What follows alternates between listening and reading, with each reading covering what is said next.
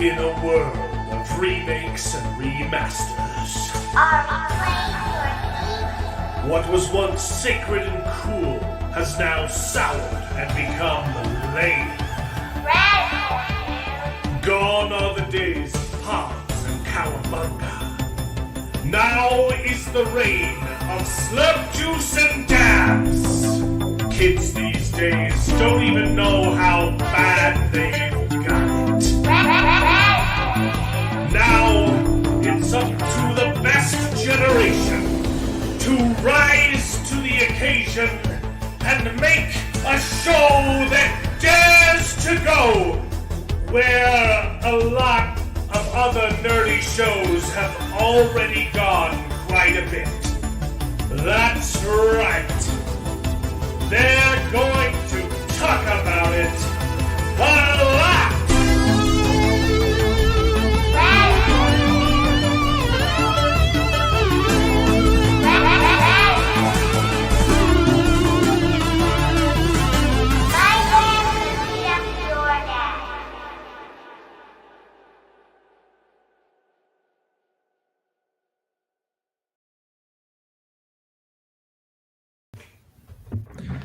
Hello and welcome to the show, everyone. This is Best Gen, where nerds complain about nerdy things. And it's called Best Gen because we all are roughly from the same generation. We happen to think that it's the best one, not because we are better than other people, but because our entertainment was. So strap on in, prepare to wax nostalgic as we reminisce upon the days of yore whilst complaining about the bad movies that come out of Hollywood today. But there's some good and some bad today. Some good stuff, some bad stuff, but there's a lot to talk about. How's everybody doing? Good. Fantastic. I got a new setup here. Hopefully we won't have any issues. Check this out. Ready? Boom. Hey, I'm playing a board game. The webcam. Ooh, that's great. Yeah. David, that would be incredibly impressive if you ever released a video on your channel. I was wondering, do you want me to? Yeah, I would love to do that. Freaking, I don't know, collab with you if you want. Yeah. That is actually super cool, though, David. Looking forward to seeing more content on Shelf Help Gaming, brother's channel. Check that out. Also, check out the Angry Mexa. He's doing the Lord's work in Mexico and watching crappy movies so you don't have to, like the rest of us. And we're also joined by Jared, who just sent me a private message saying he actually did his homework this week. Wow, that makes you watched both? It helps that I haven't been on the last handful of weeks, so I've been able to watch some of these things. And they are worth it, I guess. That they are literally the biggest release of the past 10 years. The biggest double release of the past 10 years, probably, yes. The theaters have been doing a really good job pushing the, not necessarily that they've specifically have been, but like they've been behind, I'm sure, because they're the ones really benefiting from the Barbenheimer stuff, where people are like, oh, you got to go see both and everything. Because I'm like, I bet half of the people that have gone and seen these probably would not have bothered with them if it wasn't oh, it's a thing, the Barbenheimer thing, you know? Do you though? Like, do you have?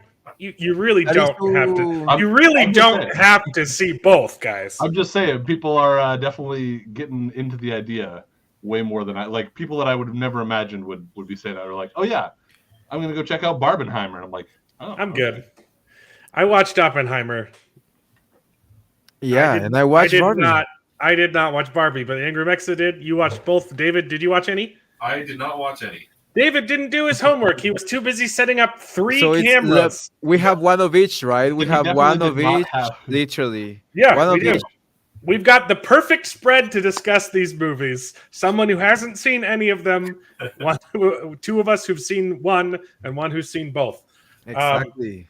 We've got some panel. We've got some wonderful people in the chat. We're joined by Mark Clark, our channel member. If you guys want to become channel members, it's just 99 cents a month. Super cheap. You get access to emojis, and that's pretty much it. But if you want to support me in other ways, you can support me on Patreon. That's where I put all the high tier stuff. We've got Guy coming over from Agromex's channel. We've got Jacob Ironside in the chat, who I will be joining his channel on Tuesday. It's Tuesday, right? Shoot. Let me check. I was gonna say, watch Jacob Ironside's, heart just fall, be like, oh crap. I just don't want to say the wrong thing. Here. It's on the 25th. That's Tuesday, right? Yeah, it's Tuesday. Tuesday? 25th. I'll be on Jacob Ironside's channel talking about The 13th Warrior, one of the greatest movies, literally one of the greatest movies ever made. Here, let me pull up that stinger. Definitely going to watch that because I want to know more about the movie. So be sure to tune in there. And watch some Antonio Banderas. And it's just a great movie. Tony Flax. If you like Antonio Banderas, it's a good movie. If you like Vikings, it's a good movie. If you like Beowulf, it's also Beowulf for some reason. It's really good. It's a great movie. So be sure to tune in to that. Antonio Banderas is Beowulf as well? The story is a Viking-ish reskin telling of the classic Beowulf. Nice. Part of it. It starts off differently, and then wait, Vikings with Antonio Banderas? So he's not a Viking, but he meets Antonio Banderas is just a guy who hooks up with Vikings, and together they fight they do the Beowulf story. Oh, inclusion. It's really cool. There's actually we'll talk if you want to know about it. Go on Tuesday. I'm not gonna talk about it right now. I'm not gonna spoil the conversation. Tune into that. We also got some great people in the chat. Thanks for tuning in and choosing us for tonight's entertainment. Congrats, Mark. Whew. Yeah, so we've got to talk about Barbie. We've got to talk about Oppenheimer. Unfortunately, we also have to talk about the penultimate episode of Secret Invasion. I said it right this time. Secret TV show. Yeah. The Secret Marvel show. That's only 5 episodes in, and you're finally going to catch the which one's the Secret Invasion versus the War. Secret Invasion. They're going to do they might still do Secret War. Maybe. Who knows with the guy. Anyway, before we get into it, let's do a little bit. Oh, excuse me.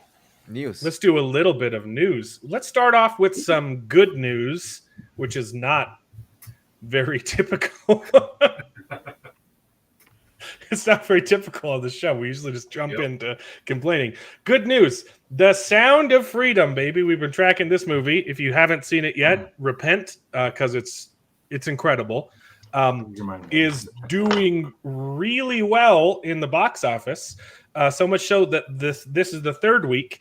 They added theaters. Nice. Last week had a 66% bump week to week, which is unheard of. Rarely happens ever to films. And it also increased the 3rd week.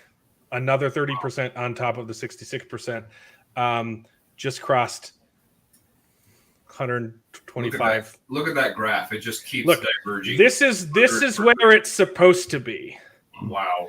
And that's where it is. So these are the projections are calculated based off of the first week performance, which 95% of all films will fall inside this shaded line. It's normally a lot bigger, but it's so small because Sound of Freedom is doing so well that it's just eclipsed its projections, and it's doing wonderfully. So go see The Sound of Freedom. I loved it. I've seen that on my Regal app, and I kept meaning to get to it. I haven't yet, but I will definitely do that in the next couple of days.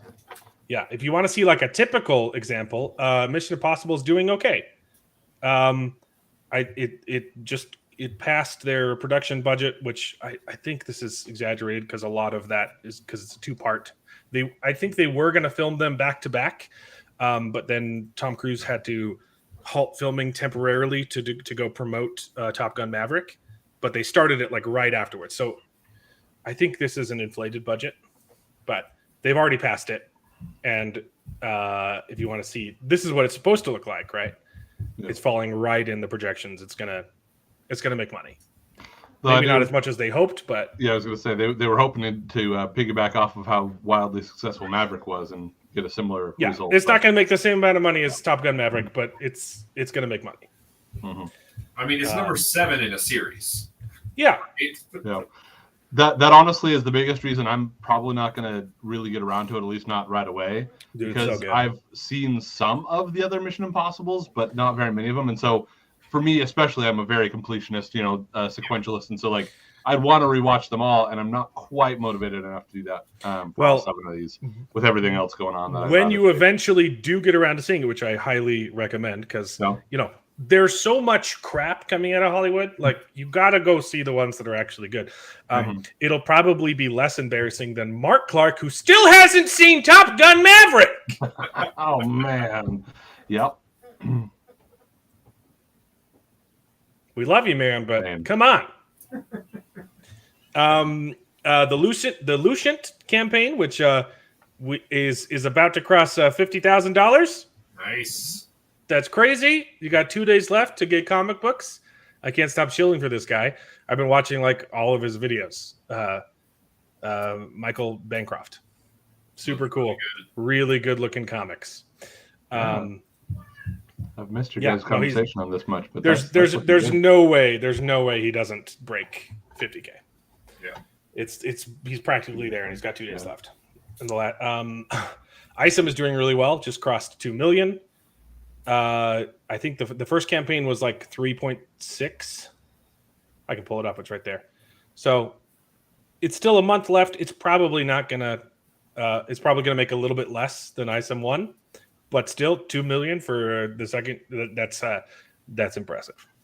Huh. I think you had a lot of the first campaign was pretty hyped. So I think there are definitely going to be some people that maybe fall off and just bought the first one. But this is still very impressive numbers. GameSpot has reported that the producers of The Witcher have said that the change from Cavill to Hemsworth is going to be flawless. So I did start watching the first season of The Witcher. I'm a little behind on that. First season. You were a little behind. Yeah, the first season, honestly, it's not that great. Baby. I don't think any of it was ever good. The first season is probably the best. I liked it. It's definitely the best. It's not terrible, and then it just gets worse and worse. So Hemsworth is going to replace Geralt. The rumor is it's going to be a multiverse thing. Oh dear. Oh. So it's something with I guess season 3 ended with. I haven't watched any of season 4. Yeah. No, season 2. No, this is season 3 that's coming out right now. I don't care. I think it's 3. Season 2 ended with like that like portal thing. It's probably going to be like other. It's going to be a multiverse thing. It's going to be flawless. It's going to be Wonderful. It's so funny that they had to film seasons 4 and 5 back to back because they just know that if they didn't, they would not get a season 5. That's likely the case. Yeah. Yeah. Although that then also means that it was extra foolish to film seasons 4 and 5 at all at once, because that means that they'll have even less. Like they're going to get less money back for all the money that they've invested, because it's really expensive to do that. Yeah. Yeah, I could not bring myself to watch Blood Origin, and I saw the videos talking about it, and I'm like, I'm good. I think I know everything I need to know. More news. The Flash has just ended its theatrical run, officially making less than Green Lantern. Oh. Ouch. It put the nail in the coffin. Before its release, Warner Brothers execs had not been this hopeful for a DC project since The Dark Knight.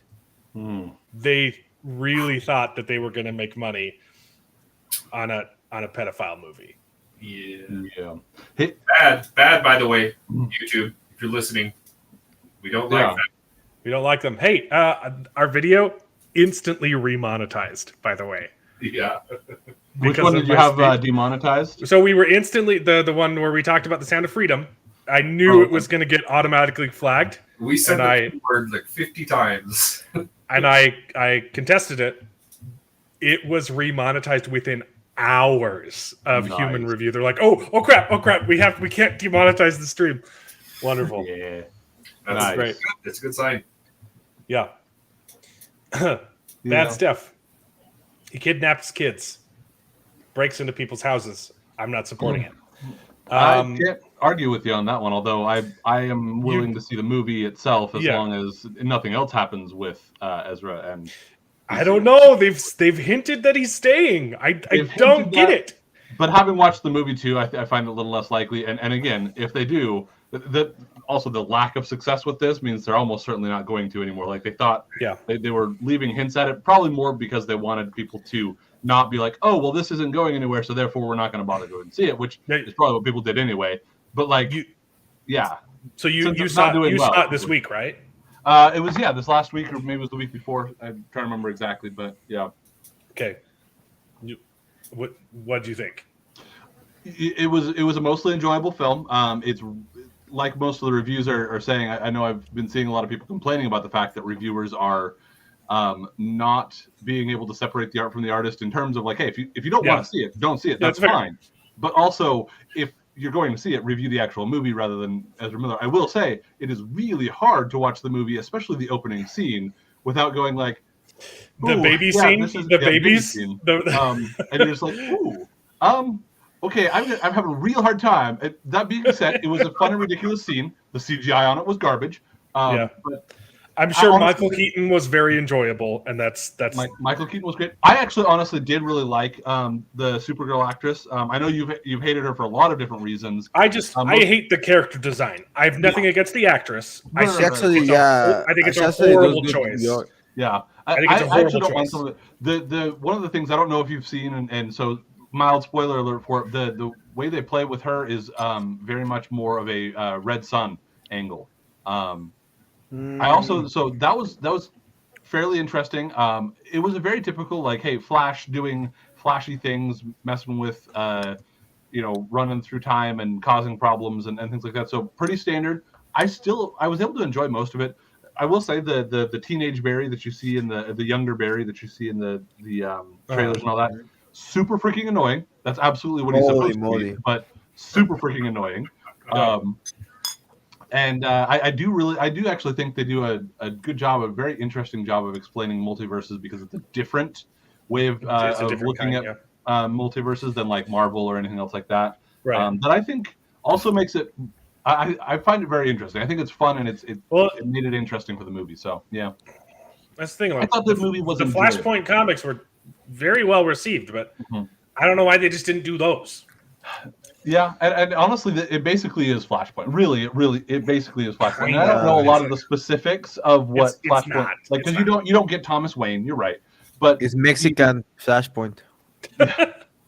You kind of touch on the same concept, even though again you don't get to Thomas Wayne. I was waiting for them to be saying as they're going back and they're looking for Batman and Bruce Wayne, him to be like, Bruce, why are you talking about and have him be Thomas Wayne instead of Bruce Wayne. But again, it's Michael Keaton, so I'm good with him being Bruce Wayne too. So right. I will also say, just since we're kind of here talking about this, in the process, one of the reasons I didn't go out and see it sooner was I wanted, partially because hey, I'm glad that I didn't contribute to opening weekend to put too much of a good spin on it because other people worked on this movie that aren't necessarily as problematic, and so I'm okay with supporting some, but I'm good with not supporting the opening weekend, the really big, what's going to make it look good. Anyway, and so I rewatched Man of Steel for the first time since basically when it came out.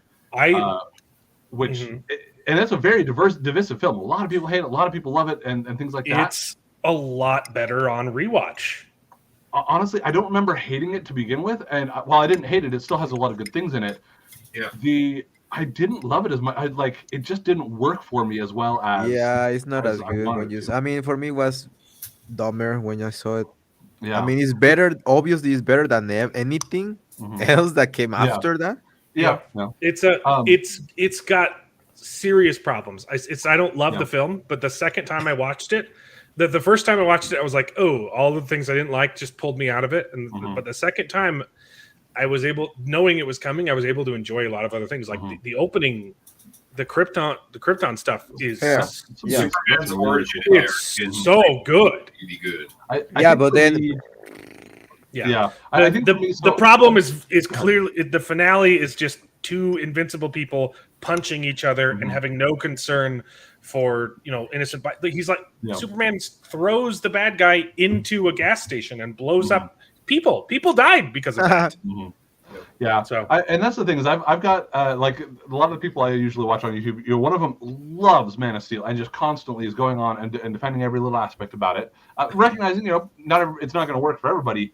And so I've been in the last handful of years very coming from that perspective of okay, there's this guy who has all these defenses about it, and so I'm coming at it with these defenses in mind in terms of like, well, he's only been Superman for a couple of days, and so he doesn't have super control over X, Y, and Z. He doesn't have a lot of ability to control where the fight's going and all that. And so that thing didn't necessarily bother me. And he loves the way that the Jonathan and him was handled. And honestly, I think that's where, for me, it disconnects a little bit, because I think that the basic concept of No. Don't save my life. Is that the moment you're talking? Yeah, exactly. The don't save my life. Yeah. And it's consistent. I don't know. Maybe, look, the thing is, they were like in a bridge. He could have gone out the back. He goes fast fly and saved his. So he just lets his dad die. So like, I really do get some of the explanations as to why that quote unquote might work, and even the other one. Exactly. I get what they were trying to do with that scene, which is a good idea, but the execution was just like, there are so many other better choices here. and the execution is one part of it, but honestly, even just the motivation behind, because for me, I grew up watching Smallville, and in that one, you do have a Jonathan Kent who is afraid about his son getting out there and getting, being found out and all that, which is a pretty common thing with Superman and with Jonathan Kent. But the way that this one manifests into, like, and again, the other one that oftentimes the guy has to defend is the scene about, well, should I have just let all those kids in the bus die? And Jonathan saying maybe. And for me in my head, as I've kind of like tried to like reimagine what that scene was, because again, having not seen it for a long time, I can see a certain level of like Jonathan having an internal struggle saying, I really don't believe that you should have, but at the same time, I do have my feelings as to why I think maybe, like, having an internal conflict there. I don't feel like the way it was delivered had that internal conflict. I have I was thinking about it too, because recently I've been hanging out with a lot of my family who are ranchers, and not exactly farmers, but like the kind of people that I would imagine are not that far off of these the Smallville, Kansas farmers.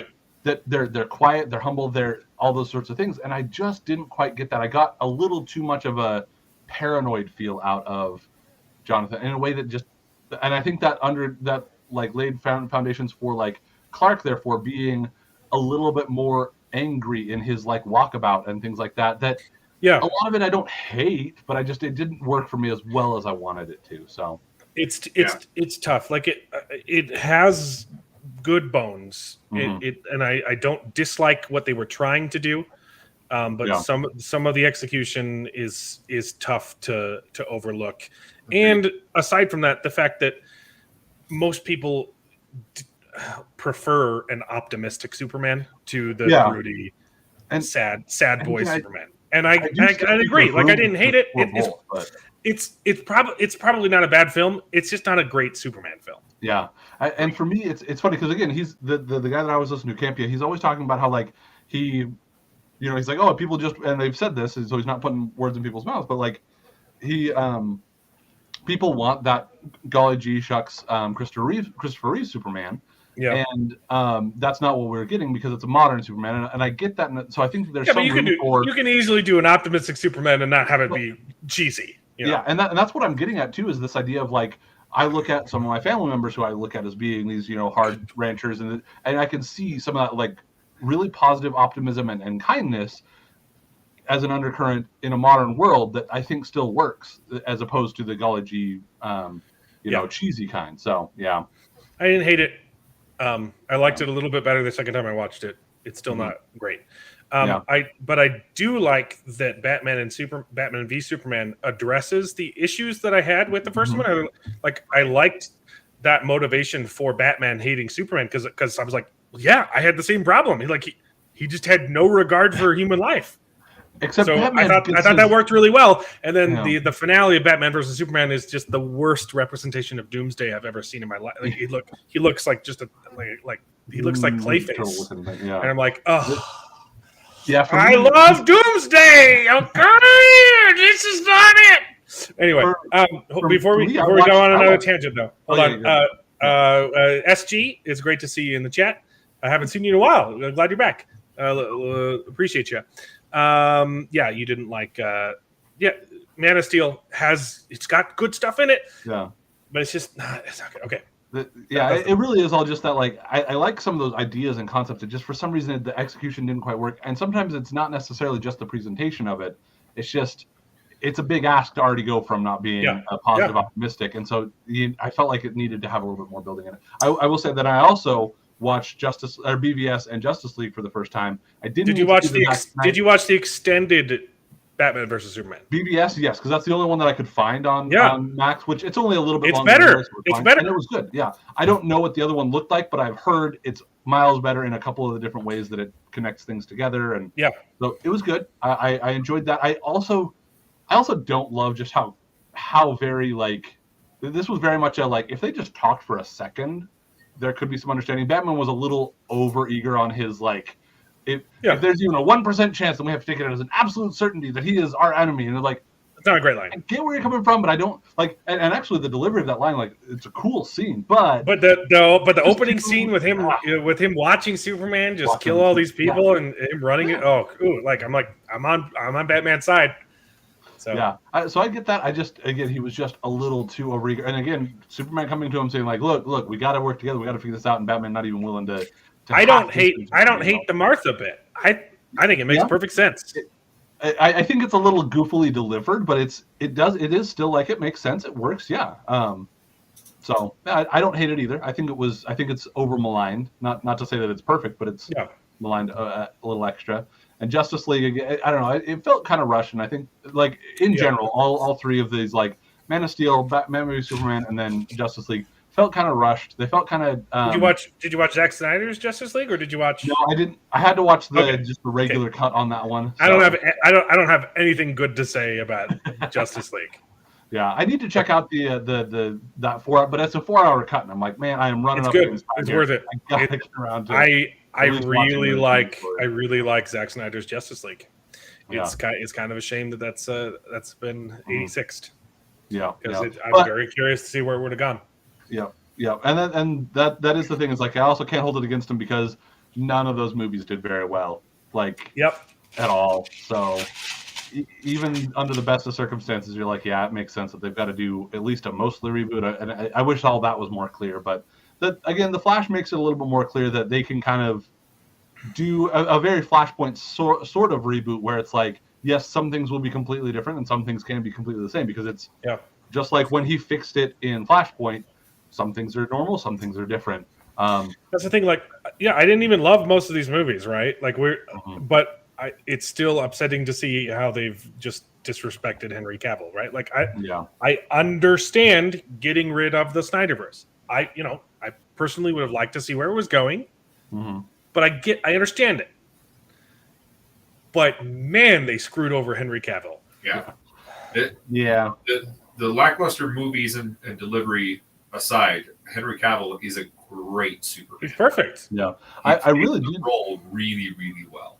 I did really like some of those bits with him in Justice League coming back as he's starting to get in there. I'm like, okay, this could be really fun and really cool to see. And that's one of the biggest shames is, with all the arguments about, like, in Man of Steel, he was just barely becoming Superman. And I did like in BBS some of the more positive stuff that you see out of that, like, a little bit more optimistic Superman. Where you got him, but it was just so very little because you have to go directly into the scenes with him and Lois are really, really good. Yeah, and so that's, I think, one of the bigger shames. Exactly to your point of, as they move forward into what could be more movies, being able to see him become that positive Superman, where he actually has a chance to be a positive optimistic Superman, we don't get that because they're not putting him in there. Yep. You know, they're rebooting stuff. You know, I have heard there's been some trouble on the Amazon front that they're not seeing. They're not seeing eye to eye, and but that also means that Henry Cavill is sticking to his guns. So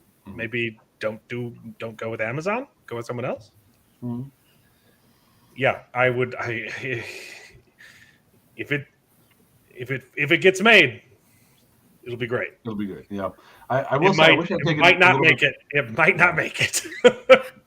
I wish I'd taken a little bit better notes on some of my thoughts because I think I had some other thoughts and ideas on the Flash and some of the other movies in particular. But I had fun with them. You know, as I've been thinking about my own channel and looking at entertainment. Good call. Yeah. Good call. The idea being for me, just entertainment. You know. Stop. No, we've got more to look forward to. It's not just Snow White, because my DCEU stuff. Yeah. Wesley Snipes is going to return as Blade in Deadpool 3. Which it's going to be so good, guys, because was it Mahershala Ali that was cast as Blade? Yep. I don't want to say the wrong black guy and get in trouble. No, it's Mahershala Ali. You're good. I got it right. Okay. Whew. I passed. I passed the test. Because he bowed out. He's not Blade anymore. Is that So official? they're I haven't trying- seen the yeah, official of that. I know that I think it's official. Okay. So I guess Wesley Snipes is back, but only in Deadpool 3, and maybe Blade isn't never going to get made. Who knows? Yeah. The being in Deadpool 3 state of Marvel is so embarrassing. Yeah, it's looking pretty bad. Oh man, like they're both just in shambles, DC and Marvel, and it just makes no sense. Like DC should be winning so hard right now, and they just dropped the ball. Although I will say DC is in a spot where they're trying to get themselves set up to move forward, and they're not rushing that. And they're making some okay real bad choices. Yeah. I'm okay with them taking their time so that they hopefully theoretically are trying to do it right, because up until now, when they've been doing things with like BBS and Justice League, they've handled it very poorly because they've been trying to rush it, trying to catch up to Marvel so hard. And now that Marvel's kind of fumbling at the goal line there, DC needs to not try to just scoop it up so fast that they're going to stumble themselves. They need to just take their time, do it well. Again, you know? So we'll see. Good in theory, but have you seen all of the announcements about Superman Legacy? I haven't. I've only seen little bits and pieces of some of the casting. Have you seen this? I don't know what you're doing. Just stop. See, this is the sort Just of make one good Superman movie and one good Batman movie, and then say, "Hey, we're gonna team up, everybody." No. See, this is the kind of mindset that DC has had before that has absolutely been part of the reason that they've stumbled and caused problems. And so, if they're continuing to have this, then that's a stupid idea. I had thought that they would look like they were doing a little bit better, but I don't know. I know, like they've been so bad. Like the industry created the term superhero fatigue to cover up for it, right? Like we're not. It's not. That's not a thing. It's bad movie fatigue. They're trying to find a scapegoat for it. I actually do think that there's a little bit of actual superheroes fatigue in terms, though, where that doesn't mean that a good movie will not completely overcome any of that. I think that Spider-Man. A lot of the Spider-Man, shut up. Argument's over. Like absolutely. Well, my point is though, is that I think a lot of people. Sorry, I wasn't telling you to shut up. I wasn't telling you to shut up. I was telling the people making the argument to shut up. Sorry, that sounded rude. You can tell me to shut up, but you know me. I'm not. Okay, shut up. But like, because I think there are a lot of people who are going like, oh man, another superhero movie. There are a lot of like casual viewers who are like, I'm kind of done with this superhero stuff, and it's only when you get a good one that can be overcome. So to me, I'm done with the superhero stuff because there've been so many bad superhero things. Exactly. If they'd been good the whole time, I wouldn't be tired of it. Yeah. So to me, while I do agree with for the most part that it's actually bad movie fatigue, not really superhero fatigue. For me, I think that there's a little bit more credence to the idea that at least for the casual viewer, the association is more to Yeah, the superhero issue rather exactly. than the bad No, movie yeah, issue. yeah. And so it There is a people think superhero that, fatigue, yeah. but then they will overcome But it it's with a good because movie. of bad movies, not Yes. because of too many superhero Yeah. movies. Yeah. Well, Yeah. it's because of too many superhero movies that have been bad. Yeah. It's a weird distinction there, and it's a weird thing to be like arguing about that distinction there. But for me, I'm seeing it in that way where I'm like, I don't know if it's the worst to say that it's actually superhero fatigue. But again, you just have to have a good movie, and that's more than enough to overcome it. Because I don't know. I think that's the problem with the DC slate moving forward is they're doing this resetting of the universe and throwing everything away. Okay, fine. Mostly. But what they're setting as the new foundation for these new films going forward it doesn't sound interesting to me. I'm sorry. You know? Oh man. We will have to see. We were about to get a Green Lantern movie too in the Snyderverse. Mm-hmm. Oh, that would have been good. They hinted at it when they were talking about the mother boxes and all that. See what I kind of wish that DC would just stop trying to make a universe. Just make good standalone superhero films, because the best ones that they made are the Batman with shiny Twilight Boy and the Joker. Right, Joker. They're standalone films. They're not part of the DCU. Those are the two best ones they've made in recent 10 This years. is the best sign for them. Because they are planning on still doing more of those movies, and they're talking about doing these Elseworlds things, which is brilliant of them to be able to do, so they can keep putting some effort into their DCU stuff, but they can still keep working on these other good, Elseworlds. The problem things. is if your Elseworlds are more interesting than your cinematic universe, you have a problem. Exactly. Yes, but yes and no, because honestly, even though you would think and you would hope that you would be able to get a lot of push with your universe stuff, if that fails, you at least have these other things going on. Whereas if you look at Marvel as a comparison, all Marvel has is their universe movies. And when those are failing, Marvel is failing, period. There is no but at least there's also these things that we can be making money with and doing well with, and we can start ignoring this and start pushing this. DC is setting themselves up for, hey, look, we don't need to put all of our eggs in one basket, one universe basket. We can put our eggs in universe basket, some of them, and then put some over in here. And when these start working out, we can keep going with that. So. I think there's still. I think DC is still in better shape than Marvel right now, but they're still. I think they're set up for a much better potential, but because Marvel, I'm not even all hating everything MCU, but this sort of stuff, is definitely. Marvel just announced that they're keeping Jonathan Majors, by the way. Well, he's in a documentary. They're keeping him in the. They're not like cutting him out of their documentary for the making of the assembled thing.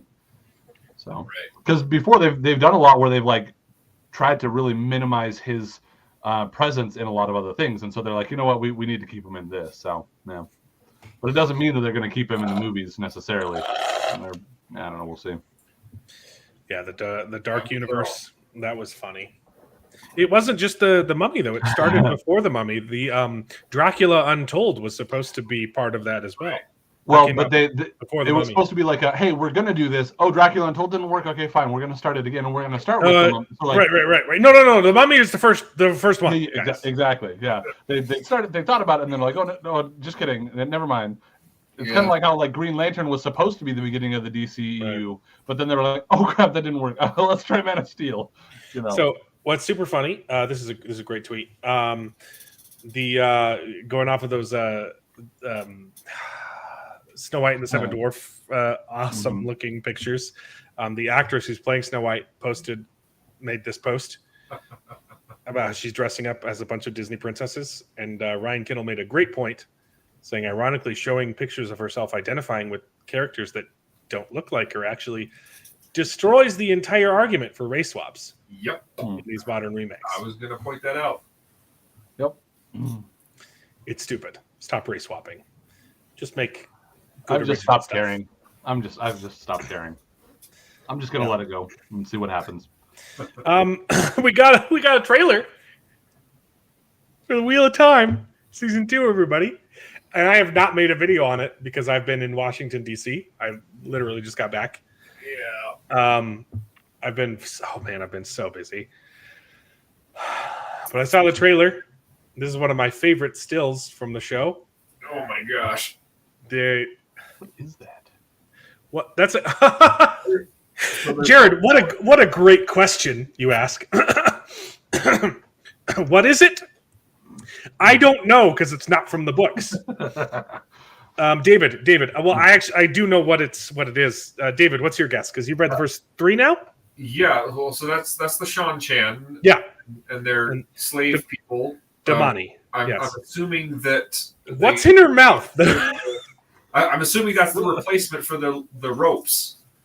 I'm assuming they cut the ropes out, and that is what binds them to the Shan Chan or something. I don't know. It looks dumb. Pips on the White Cloaks channel did an amazing breakdown of the trailer, which makes me not even want to do my own because it's really good. So this is the Shan Chan and their slave channelers, the Damani, and they're supposed to be wearing collars that have a chain that attached to a bracelet that lets the people control their slaves. They're literally treated like dogs. It's actually very dark. Yeah. And that's one of the reasons why I love the second book, because it gets very, very dark. And you're like, wow, I was not expecting this. And that was the moment where I was like, okay, this is different. This is a different kind of fantasy. Yep. It looks like she still has a collar. There's no chains. The chains aren't involved because that's problematic, quote unquote. I don't know why. I mean, you can make a great commentary on slavery. I was going to say, I know what it's literally a commentary on slavery. Yeah.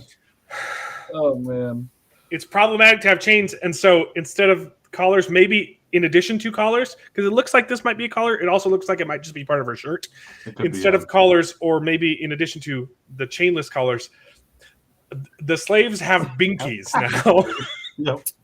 I did see your comment over there. I'm like, yeah, that's exactly where I see. In my mind, I'm like almost seeing a duck face in there, but then I'm like, wait, but she's not doing it. But is she? But no, it's just a pacifier there. What's going on here? Yep. Also, why are they putting eyeshadow on their slaves? Yeah, they've put so much makeup on her face. This is one of the most disturbing part of the books. It hits so hard because one of the characters gets captured and turned into a Damani slave, and she's literally treated like a dog. Yeah. They beat her, and dude, it's horrendous. And this just makes it look like a joke. How do I like the pacifier tech? I hate it.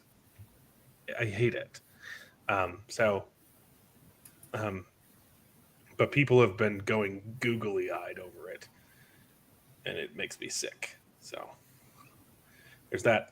David, you sent me this one. Yeah. I guess this is probably a bad take.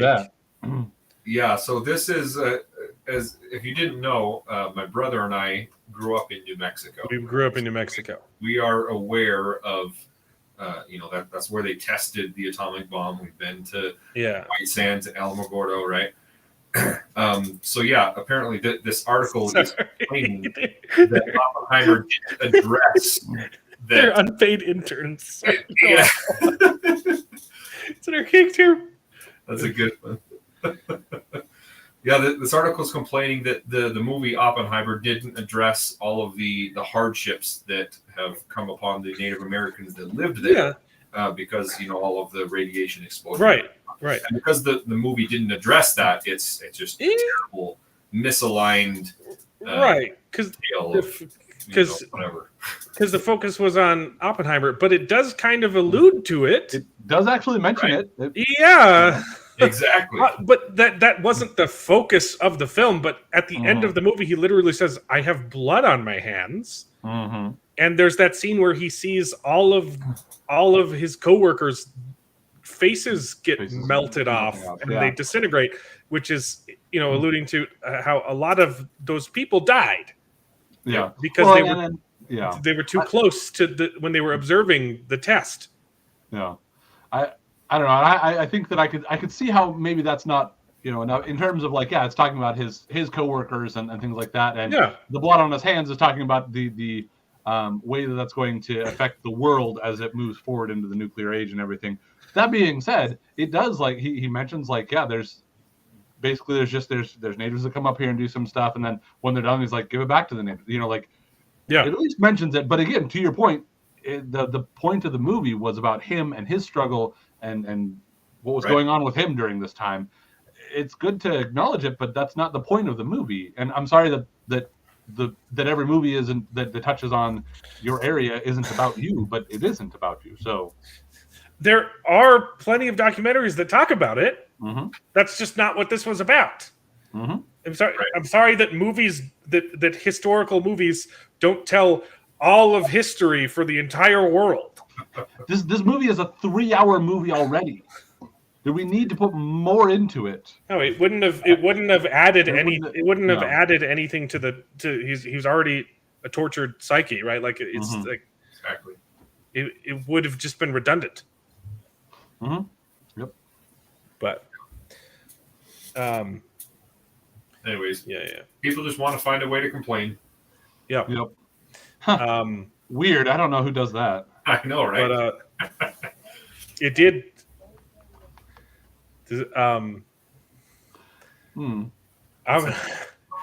Well, yeah. I suppose that one's a hard one to be surprised by. Oppenheimer did bomb in Japan.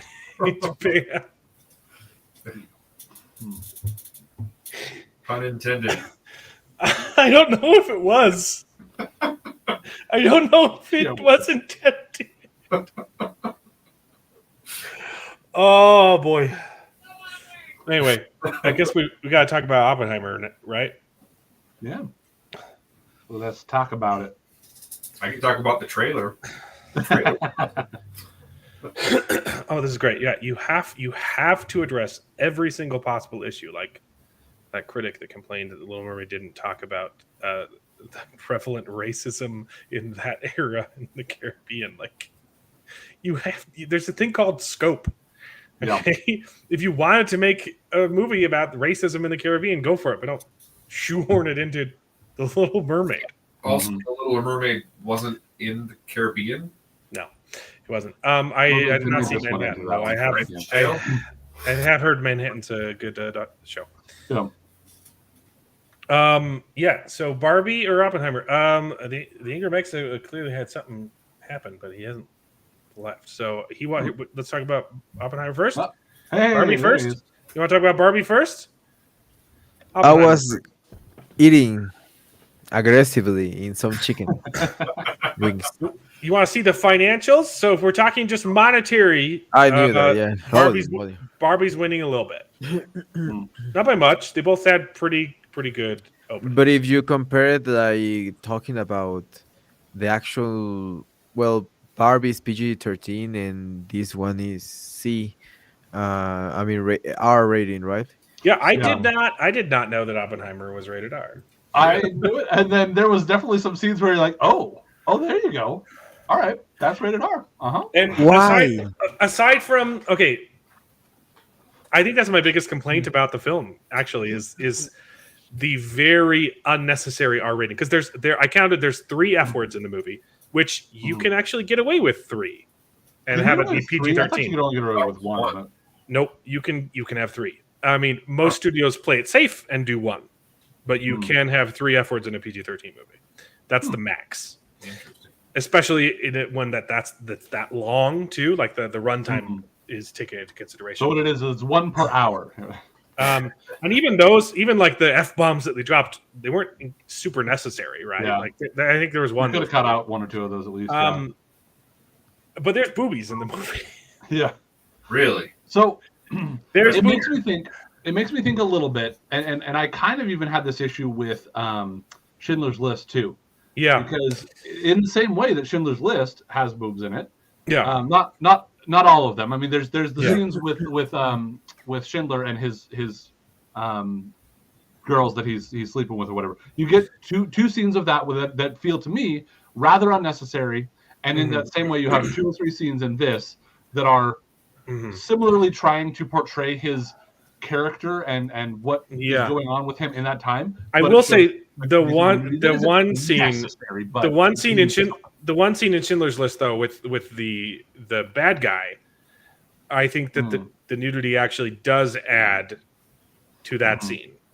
Because he's abusing her, right? Like he's taking advantage of her. Yeah. It's been a while since I've seen it, so I'm trying to remember all of them. I know there was at least one of those, and I think it's the one for where Schindler is with the girl, where it's like, I mean, it's not the worst. It's really not like, whoa, I don't need, but it's also like, I don't need that. But whatever. But in Oppenheimer, I don't think the nudity added anything whatsoever. I think it detracted from the film. I think it actually detracts from the message of the film. I get why the sex scenes were in there, but you easily could have done them without nudity. The one the one in the actual like in the room where they're having the hearing or whatever. Yeah, that was wonderful. It was really good. Because it contributes to his wife and him and figuring that out and seeing that play in. Yes. That's the one I was talking about. Emily Blunt? The very first one. It's the other girl. It's Florence Pugh. Florence Pugh. You have your hopes up? I've seen too much of her. Yeah. So yeah, the other scene, those other two scenes, I will say, like, they were pretty unnecessary, but they didn't feel egregious either to me. They didn't feel super distasteful. I don't know. To me, it's similar to, like I said, Schindler's List, where it's like, I get that it kind of adds that. It's unnecessary to add that, but okay. And it really wasn't. I mean, yes, especially the first one was fairly sexualized to begin with, but it wasn't sensualized as much as it. Like, yeah, they kept it pretty low key, which is a point in the right direction if you're going to be doing that, I think. Yeah, but you easily could have put those in without the excess nudity. Like, it didn't. No. And they were trying to, for the most part, the movie tries to portray him as this moral character. That's where I think. That's and yet the whole time he's cheating on his wife, which I get, like, that happened in history, right? But when you're making a film, you do have to choose the focus, the scope, that you're going to portray, right? The scope. You have to choose what you're going to focus on to tell the message, and ultimately the message of this film was about his whether or not building the bomb was morally correct, right? And it's about his that choice, right? We had the bomb, and they have that conversation, which was very interesting. Well, building the bomb is going to take lives, but it's also going to save lives. Because it will end it. But is it worth it, right? It's basically the trolley problem, the movie. Okay, and it's very intriguing. It's really well done. I also really like that it dives into the fact that it's beyond just that, because for him, the trolley problem, he was mostly on board with the way that they handled the trolley problem, but then seeing the way he's like, it's worse because he's the one building the tracks, right? Like he's the one. Okay, we're going to put these people on this track and these people on that track, and then I have to decide whether or not we pull the lever. But again, how he's really exploring what really struggled with him. Of course, he does struggle with the fact that he's building this track that will kill lots and lots of people. But he, for the most part, up until the very, very end, he's only a little bit unsure about the usage of it. He's still like, you know what, I do get that, and I'm okay with this trolley problem situation. It's just the aftermath, and I appreciate that's where it focused to, because I think for me, a lot of people would nowadays want to focus on the trolley problem of the was it okay? Was it good to do that? And while they at least explore that, I think they do a good job of presenting how, at least for everybody there at the time, it was understood that that's the way that we're going to see this. More than likely, this is going to save lives. Even looking back on it, there is no question that it saved more lives than it took. Yeah. It's horrible. Yeah. It's horrible, but it's also war, and Japan was given so many chances to surrender in World War II, but it was almost like the amount of propaganda that was happening in Japan at that time is almost to the level that North Korea is now. Like the people were like indoctrinated, and like they never would have surrendered. Yeah. Mhm. But the difference there with North Korea is that Japan actually had power, and they Yeah, actually had like Yeah. the yeah. culture and No, they all were the and all scary. that stuff. And they were going to drag They it out. were Like we a would have big won, but they would empire, have dragged it Imperial out. Japan. Yes. Yeah, and they said in the movie, like, short of a full-scale invasion, Mhm. sending all of our troops into Japan, there is no possible way they will surrender. And if we do that, we're going to lose a ton of lives, and they're still going to lose a ton of their lives. A lot of their And so lives, that's yeah. why they're like, okay, the bomb Mhm. is a way to mitigate that loss. Yeah. And But do again, like, they talk about like do Japan ever threaten to actually invade the US? I mean, we don't touch on it much. But I they know that don't was invade, but Pearl Harbor was a pretty big statement. Oh Mhm. yeah. Yeah. And they were they don't- doing oh never mind, they were invading China.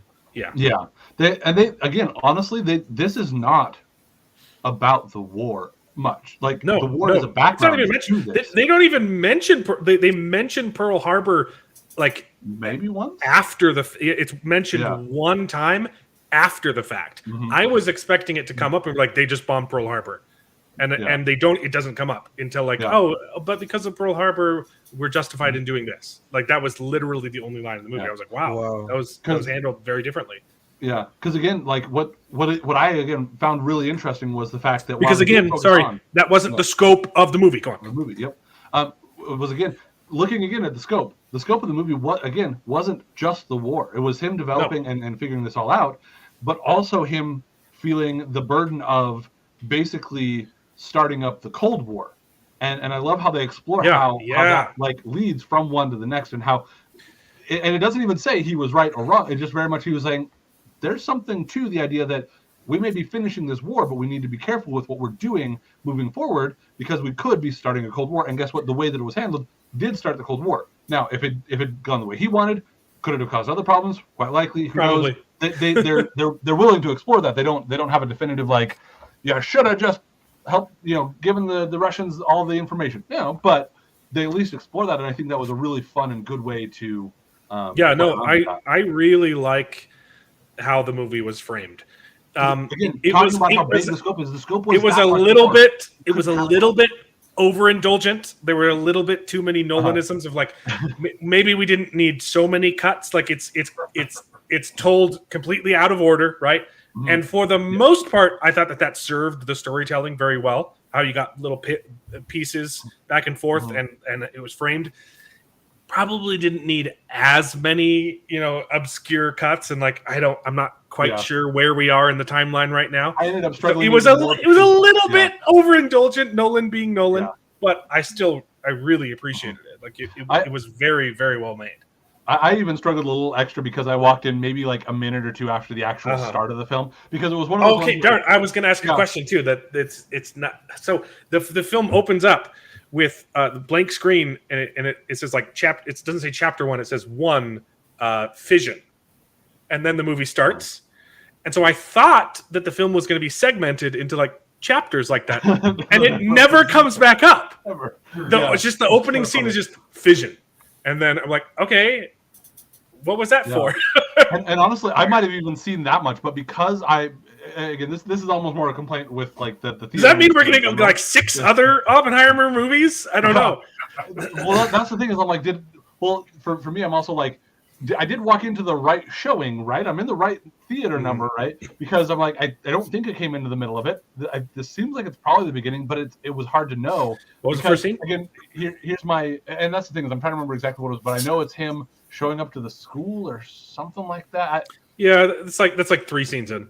Okay, because for me, and again, this is my complaint with like the theater in general is the fact that like generally my theater has 20 minutes of trailers beforehand, so I don't bother trying to show up right at the showtime. I'm like, okay, I'll get in there as soon as I can. I was running late from something else. I'm like, I'll probably make it in as long as, because again, this is opening weekend. They're not going to have 15 minutes of trailers before this and limit it down to that small. Oh no, they did. They only had the 15 minutes of trailers, and so I missed that. I got 40 minutes of trailers, man.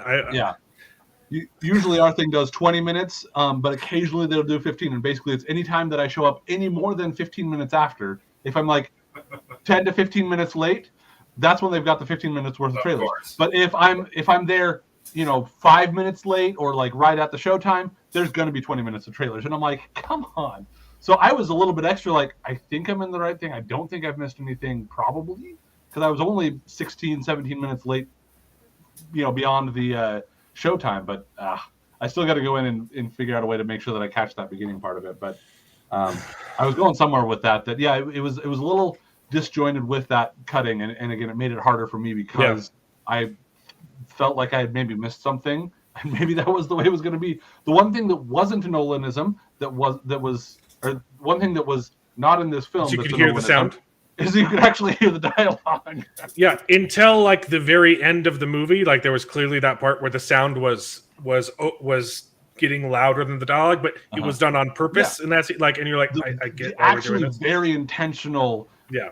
Background noise covering up dialogue where you're not at the very end. Dialogue. Absolutely. That happens. Same thing with like Tenet. There are times where you're not supposed to be able to understand what's being said, but there are lots of times where you should and you can't. Yeah. The sound design was very good. It was actually good for once with a Nolan film. Spoilers, I guess the bomb goes off. Wait, what? I loved it. I loved the Trinity scene. It was perfect. Yeah, I also really liked Robert Downey Jr.'s performance, especially in the scenes with his hearing and the way that you see that he has done some of those. Yeah, and it was some information that I didn't know already. So it was an interesting historical slice of. I didn't realize all of the ramifications after and how he was kind of politically persecuted. Yeah, it was interesting. It was very cool. But yeah, Trinity is the test of the nuclear bomb that was done in Oppenheimer. Mark, Trinity is an Yes, that's what the movie's about, dude. Or is he talking about like Trinity from like Blade? Probably. I don't know, something like that. Or he's probably the Matrix. Making a joke. Matrix, Or Matrix. That's no, it's the Trinity test site when they tested the first nuclear expplosion. And basically, oh gosh, it was Tech-Mex's and David's backyard is where he tested it. Yep, it's good. It's good. Matrix, that makes more sense. I was thinking Matrix, but then I was thinking Blade Trinity, and that's just what came out. So it was a great. I loved that. I mean, the sound design in that scene alone was just wonderful, and how it starts off silent. And you see the explosion, and then you get hit with the shock wave, and all of a sudden everyone's just panic. Like it's just like, also celebrating and seeing him deal with the people celebrating him. And man. Yep. I really liked how not only did it cut the sound, because you look at something like in The Last Jedi when you cut the sound and the weird hold-up maneuver. They're like the sound design for that is a really cool concept of like. This big thing happens and it's just blanking out the sound, and then you get the big rush of it afterwards. But it wasn't just that, because you blanked out the big explosion, but you heard the like creaks. You heard the Foley, if you will. I don't know if it was Foley or if it was just like actual set noise or like whatever. No, you heard the people moving around in the room, and you saw the explosion, and you're like, "Why is it so quiet?" Well, obviously because light moves faster than sound. It was a really really cool it was more than just. The bomb goes off and silence happens as you're seeing movement and not hearing the explosion. No, you're hearing the people. The people, and again, you hear them like, what's going on? The creaks. You get some ASMR. You get a little bit of ASMR, and then you're just like, oh! Yeah, and then you're hit with the big. Oh yeah, it was really cool done, because again, especially at that point, he's really thinking about these individuals, these people, and what it's going to do to these people, So hearing the people in the explosion was really a cool concept there, I think. It looked so good. I wish it would have gone a little bit more into detail about some of the side effects from the people who observed the testing. Yeah. Because it hinted at it. It hinted at it with there were people that were taking more precaution than others, right? And you got the one guy who's like, "Hey, you don't want any of this UV stuff." He's like, "No, the windshield's gonna block it." You're like, "It's not. No, it's not. It doesn't do it though." And like, and they don't bring it back up. And I was like, I wanted to see a little bit more of that, you know. And the guy who runs out of the bunker to watch it, and I'm like, not a good choice. And I was hoping that it would bring it back up, but I guess everyone knows, so it's fine. Yeah. Well, I think that is like one of those things where if you were to have done that, you could have done that and even been able to cut to, you know, some other people that were affected, and then you have your article with the people saying like, hey, you know, David's bad take with the not showing the consequences. Like you could have done a little cut for that and been able to say what happened to these people and to those, you know. Like I know the story of the guy who like turns around too soon too. He goes blind in one of his eyes. Like he only held it up to half his face, the welding glass, he instantly went blind in his right eye, and he just kept looking at the explosion through his left eye.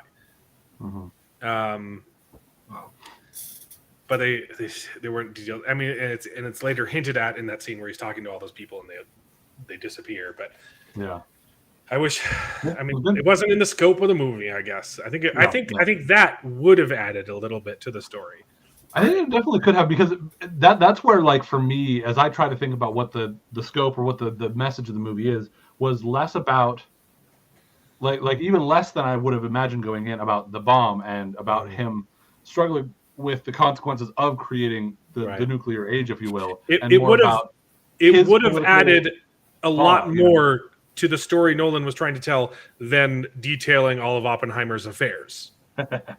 Yeah. Right. Well, and again, because I think that's where I then both things happened, right? But one services the story he was trying to tell a little bit more than the other. But I guess what I'm saying is that, like, arguably you could say that what Nolan is going for is really telling about Oppenheimer, which again, fair.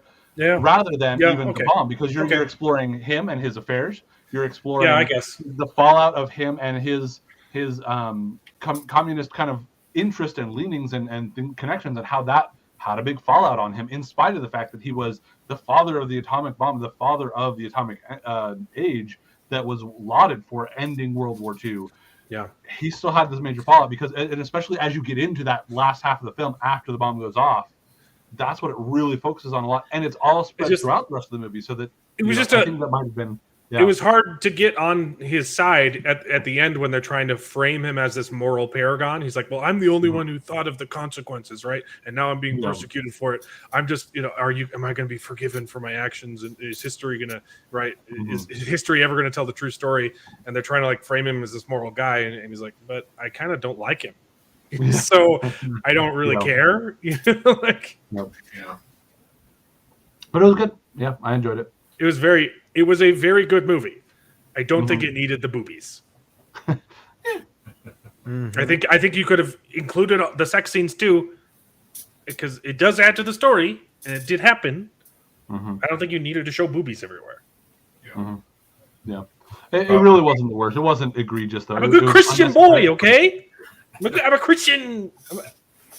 I don't need that crap. I really did like the film. Yeah. Probably could have been a little shorter, but I was not bored in the film, because I was like, I didn't know this. I decided to go see a showing at like 10:30 at night. So. Oh, yep. I got home at 1 o'clock in the morning. Yep. It's worth seeing for sure. Absolutely. Yeah. And I'm kind of a Nolan simp. I loved Tenet. I know a lot of people didn't love Tenet. I freaking love Tenet. I wanted to like it better if I'd understood a little bit more. Well, maybe it was pretty good. Maybe you're just not smart enough to enjoy Tenet. Okay? True. Actually, sorry,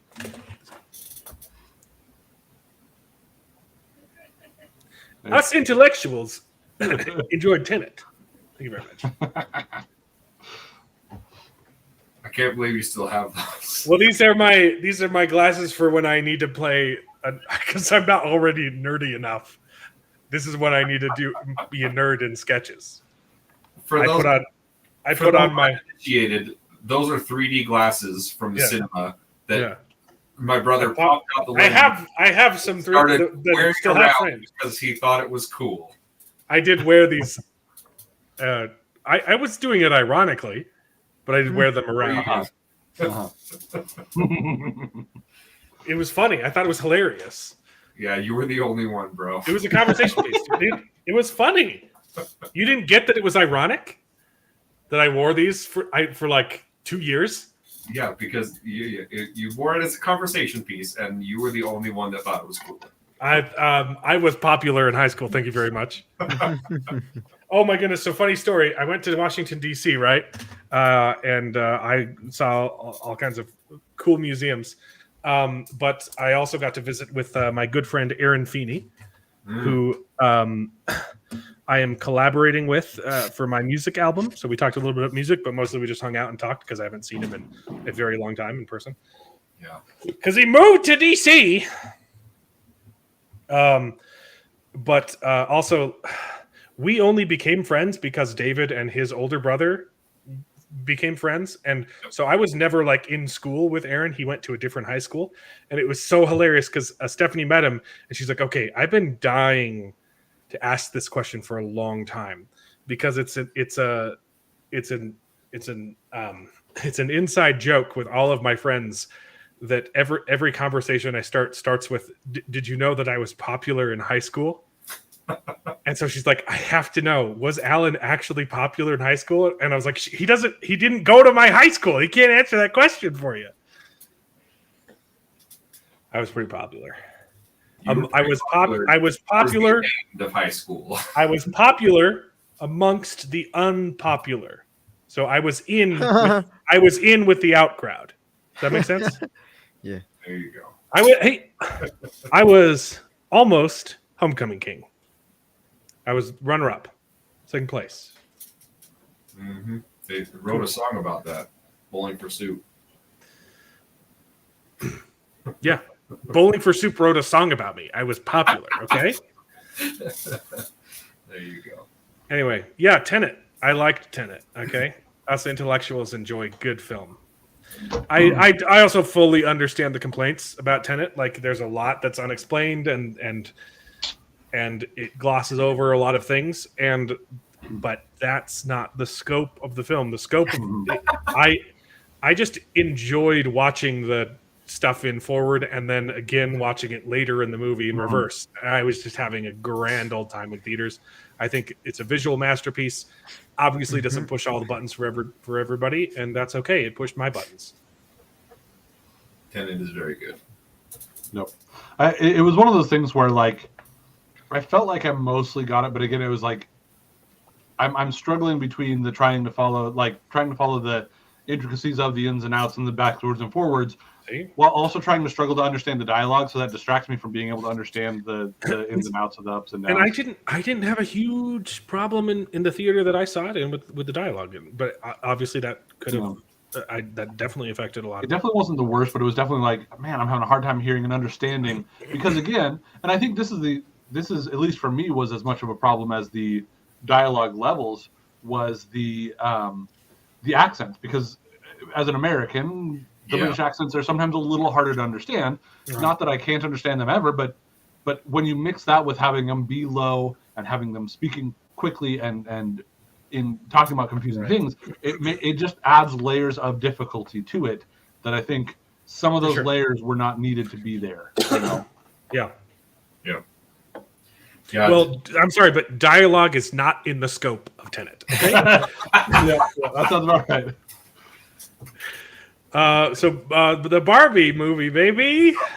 Goodness. You want to talk about the Barbie movie? I've heard so much. Oh, you have summoned the Almighty One. Let's hear it. I was working on the video, actually.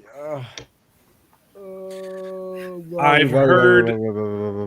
I know. Shad Brooks from Shadiversity hated it, and I agree with him on probably like 95% of his takes. So, I don't know.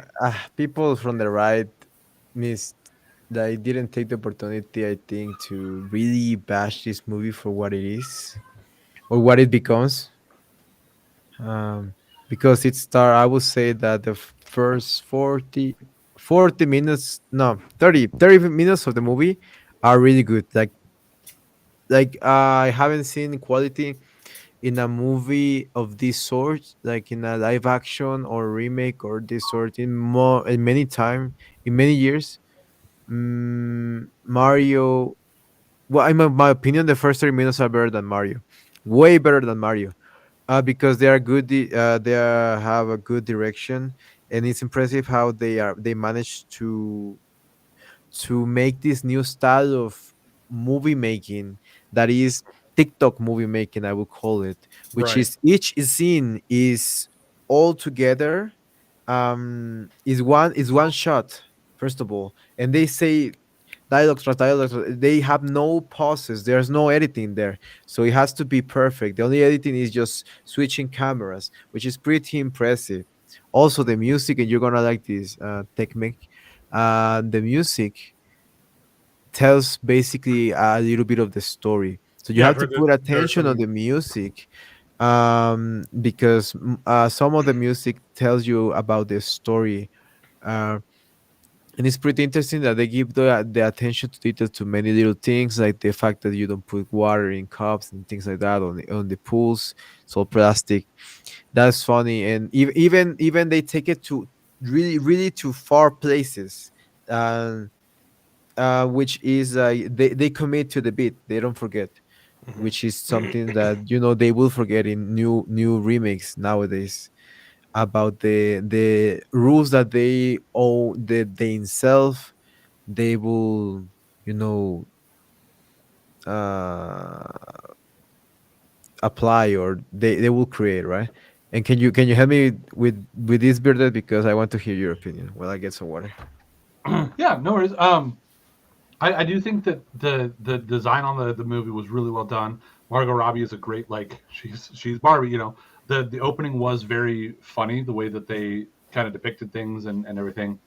Um, there's also a lot of things that, like, yeah, I a lot of the message of the movie I had a tendency to roll my eyes at, but I also think, like, whether or not they meant to, I think they probably did mean to, but there was a little bit more nuance on what they were, uh, than what people would probably take out of it.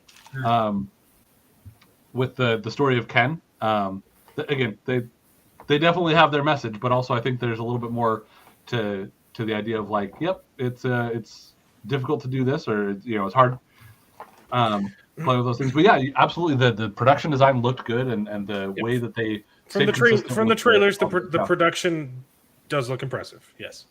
So Yeah, but my issue with it is, like, okay, that's perfect. I can say it's perfect. You really see that they spend all the money in that, basically, in the production design and the costume design and the makeup. First of all, if the thing that I didn't like from the conservatives is that if you're conservative, if you don't enjoy this movie, I had to say that you are gay. I'm sorry. I'm sorry. Yeah, but holy smokes, the amount of booty shots, the amount of booty. I have, like, already like 30 snapshots in my computer. Say from 20 different ones only for Margot Robbie. I had her booty tattooed in my The brain. internet says she's mid, bro. No, no way. You had to see that It's so booty. stupid. No, she's Had to hot. see that booty in 4K. We can hear Martina coming through. I know. What can I tell you? The movie's You, like you that. know it's a not good me. show when you hear Martina laughing from the other room on Yeah, Dave's who made this movie? A feminist? Apparently. But every shot, every time she walks away, every time she moves slightly to some place, every time she's running away, they show her ass. There's even points. We were watching in Discord, because I'm not going to pay a single dollar for this movie. I'm sorry. I'm sorry, but whatever. I didn't spend a single dime watching this movie, so we were watching it on Discord, and I was literally just every shot I was saying, yeah, show her ass, and then they show it. and then they will show it. It's uncanny. It's uncanny. I don't get it. I don't get it. It's weird. A You're friend of not wrong, mine. but that definitely wasn't the thing that stood out to me on the movie. But you know, Thank you, Mark Clark, for the super chat. But it has to. Very Thank kind you, of my you. brother. I will make sure the money gets to David and Martina. I won't see it. Ah. I was gonna say he says as he shiftily looks around. Yes, I will. Ay, qué Definitely. calor. Yeah, but I was talking with a friend about it. She's a feminist, but a real like smart human is still. You know, she's a feminist, but a smart human. She was like, and I told her, "Did you notice the ass shots?" She was like, "Yeah, that's what I mean when I told you that there were so many unnecessary shots." Yeah, everyone But is. did it add to the filmmaking? Okay, did it contribute to the story? Were the boobies essential? No. It took minutes, like hours probably. It's probably like 40, 30 minutes of just booty shots. If I can make a compilation of all the booty shots when the movie comes in, actual format. The movie starts after the movie starts with a booty shot when they show Margot Robbie in her suit. They show her booty after they show her legs, and it's like what? And then they pass to the modern each Barbie, and they show like 7 8 different booties of different Barbies, and then each Barbie is incredibly attractive and incredibly like makeup and with tight dresses and things, and I'm like, who's complaining about this movie? Dude, you had, I don't know, but it wasn't just a conservative thing. Everyone on the internet, like there was that huge push of people calling Margot Robbie mid, and I was like, I don't. No, those were not conservatives. Those were like liberals. She's like, there's no way. Like, she's like minimum an 8 out of 10. I think she's probably a 9. I think that sometimes she's a little overblown, in like people are like saying she is beautiful. All right, okay, give me the what out of 10? What's Margot Robbie? 9.5, 9.8, 9.5. Jared, what's yours? I'd go with that 8 and a half. Yeah. David, Martina, turn off the audio. What? You say 7.5 or 8, maybe?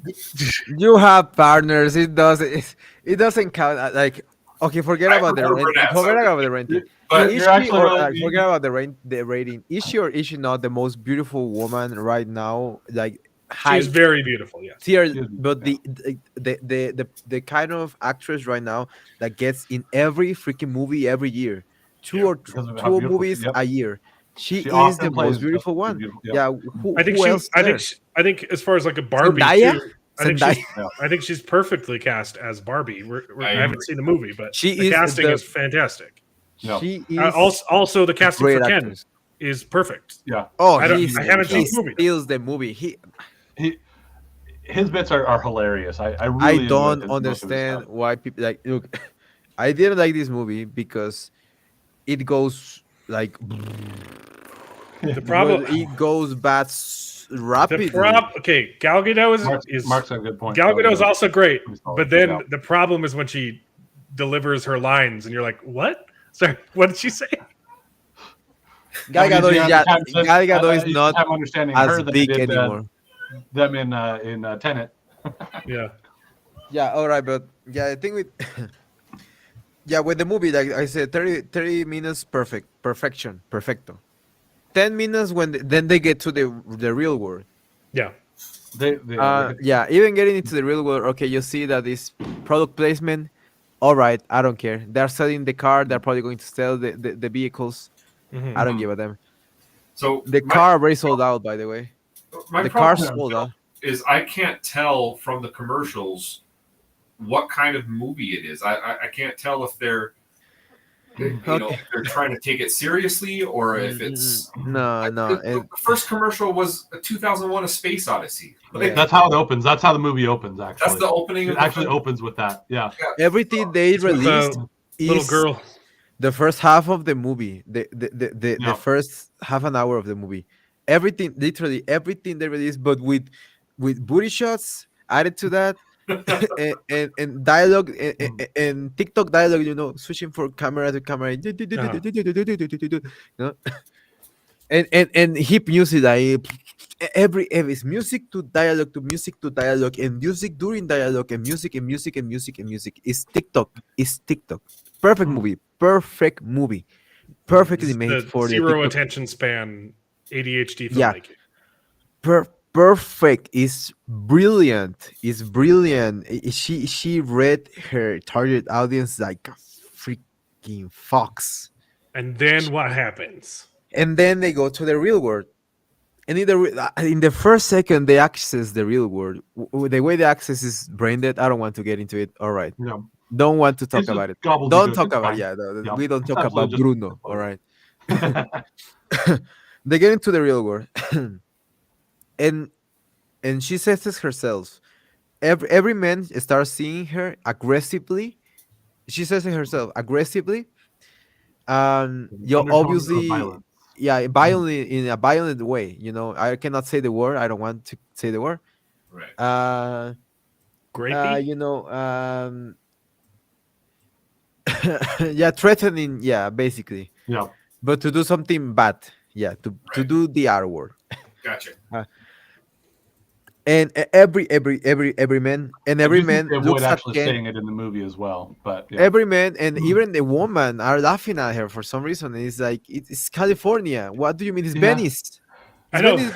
Yeah. It's Venice, bitch. They are There's in Venice. weirder things in California than a girl dressed literally as a Barbie. scene before.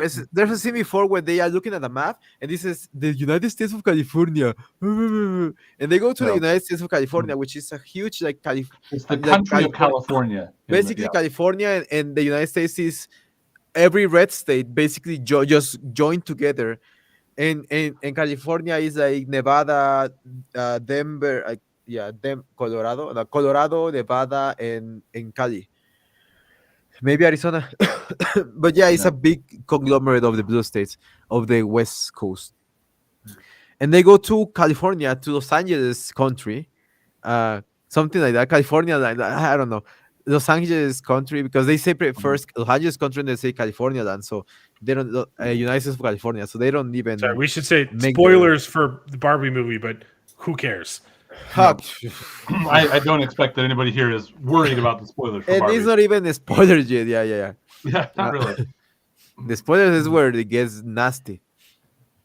So they get and everyone like tries to like sees her that way, makes fun of her, and everyone but everyone is like yes, and Ken is wearing the same thing that Barbie, so it doesn't make sense because in the real world, if they're making fun of a incredibly attractive girl, why wouldn't they make fun of the guy that is wearing queer, Well, it would be the colors. opposite, right? In It's the real opposite life, in like, California. He's no one's gonna make fun of a girl, even if she's dressed weird, if it's attractive, right?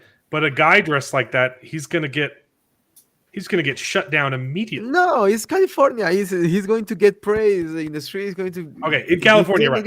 Okay, sorry, I was talking about real life. I've seen old men like go in the retro skate, retro skating, and they're wearing these kind of clothes. It's in California. You can tell me if I'm wrong, Bearded.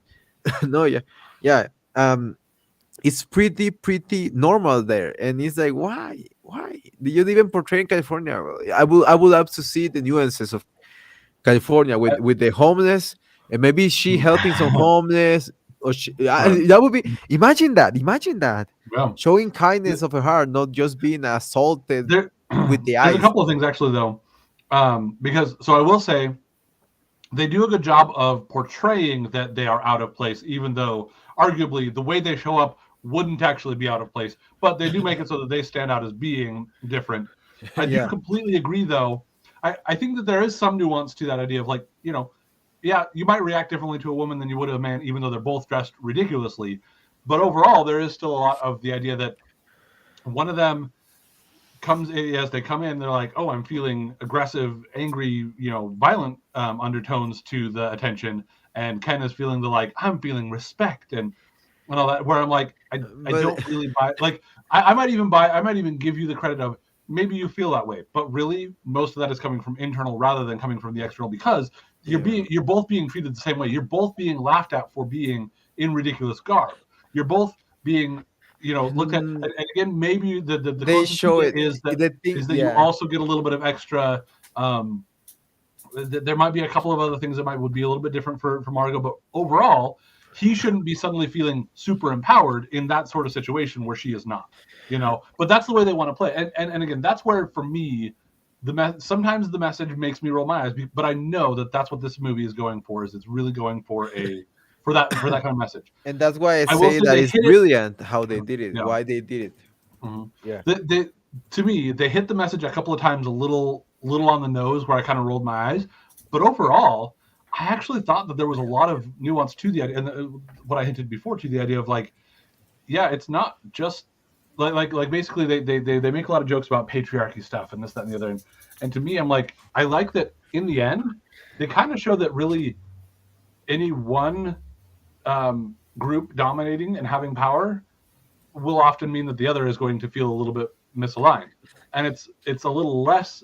I don't know. They focus on the idea of, in the real world, the men dominate, and therefore the women don't. It's too far up. Yeah, it's too far up, because that's a whole other issue that we had to get into, because we had to ease into it. We're gonna ease into it. All right. Yeah, we gotta get some Vaseline into it. Ooh, holy moly! They hit it pretty hard with some of that stuff, but I do think that there is at least enough to be able to say, okay.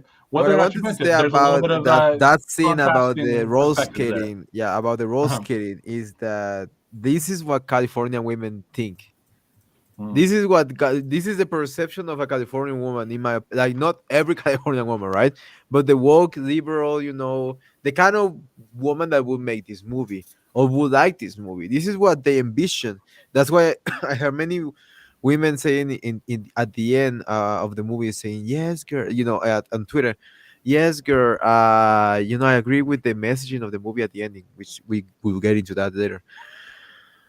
But yeah, then she gets into some construction workers, which there are a lot of white people there, which is come on, construction workers are either Mexican or black, sometimes Indian, or they're rough white, like a real buff, and educated. I just finished high school. You ever seen construction workers? Yeah, and they all they did the TikTok thing, but with catcalling. And they do it like, some of it is not even funny. It's like, what century are you living in? What century is it portrayed on? Is this the 2000s? Is this like MyScape jokes or like Tumblr, early Tumblr? Yeah. I don't understand. Yeah. Whatever. That's a good example of a situation where they hit it a little too hard on the nose. They were laying it on. And what I wanted to say, this movie is this movie PG-13 or is this movie it's PG-13, right? Yeah. Okay, thank the Lord, because I was about to say, ooh, be careful, don't take your kids to watch this movie, because they make a lot of jokes about genitalia. But it's being marketed to little girls. Yeah, I know, but no, it's not really. It is, but it's not really. The marketing is for middle-aged and millennials, liberals. Usually, I will definitely it's say called Barbie. You can't say that's not being marketed to little girls. That is definitely kind of is. It definitely is the target audience, the actual target audience, who this movie, quote unquote, speaks to and who it's about and who it's for is, people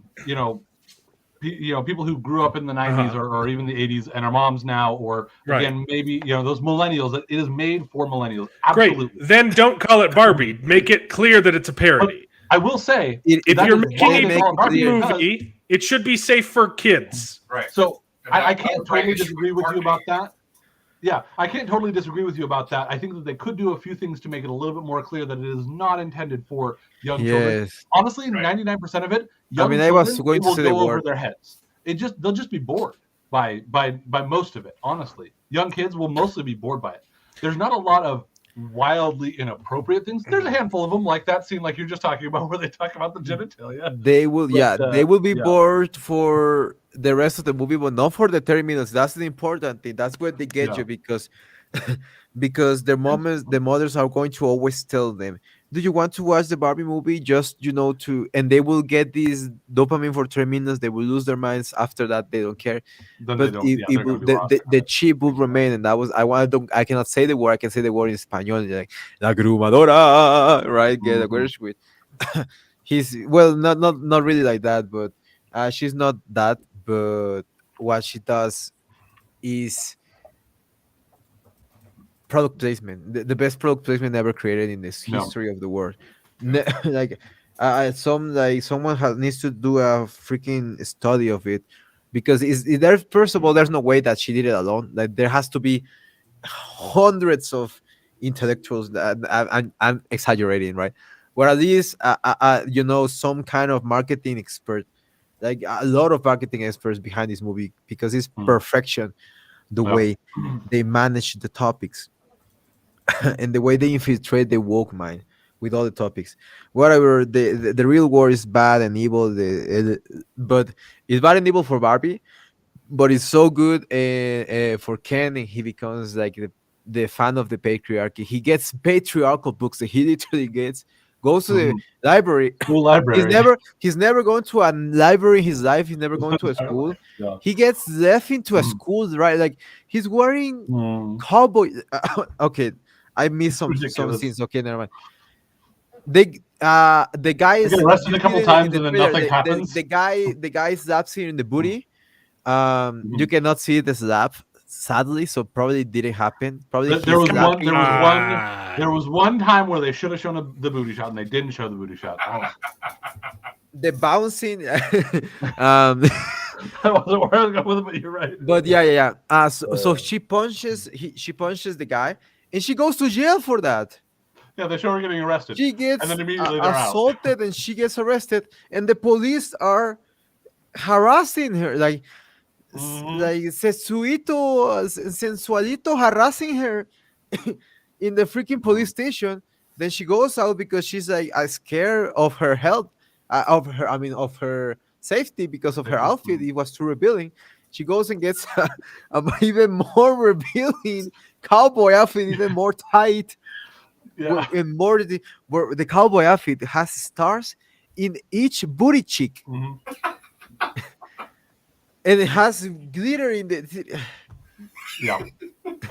and his belly, like, That's a good point. I hadn't really thought and about it that. has How it's and really it has no a better. V. I never seen something like this. It has a V showing in her V. Like like Mhm. see like it's something like that show, like Yeah. pointing at her V. Is so sexualized. It's a V waist and a V neck and so Yeah, V it's waist, yeah. like, come here. Yeah, this is where the Yeah. good stuff is. To me, that's just early 2000s fashion. At this It's like point, we Britney were just Spears and laughing about it. Christina At this point, Aguilera. we're just saying, just show it. We all seen it. We all seen the Wall of Wall Street. Just go ahead and show it. They have a shower scene where they almost show it. So why not? Like, Of course, I they don't joke know. about the fact They that she show a doesn't lot have of one, feet. so you They know. show a lot of her feet. Like they treat her like an object, and it really sickens me because she's such a beautiful woman. And they just degrade her in such a way. And I know she's a producer in this movie, so she's okay with it. So it doesn't matter. She's making bank with this movie. She's already making like probably 60 million with that movie. I don't know with the percentage, but she's probably making bank. So she gets shown around like a like an object in the whole thing. Ken get back to Barbie Land with the whole patriarchal thing. The whole context of the movie is brain dead, apparently, because the girl that used to play with the Barbies now not playing with her, or now is sad, or playing with her in a wrong way. Now that's because that's why Barbie is having like these thoughts of dying, and is irreversible, Yeah, how do they use irrepressible, the that you cannot press Barbie, repress. Yeah, yeah, irrepressible So thoughts did of they? that. So they did the Lego Movie thing where like Yeah.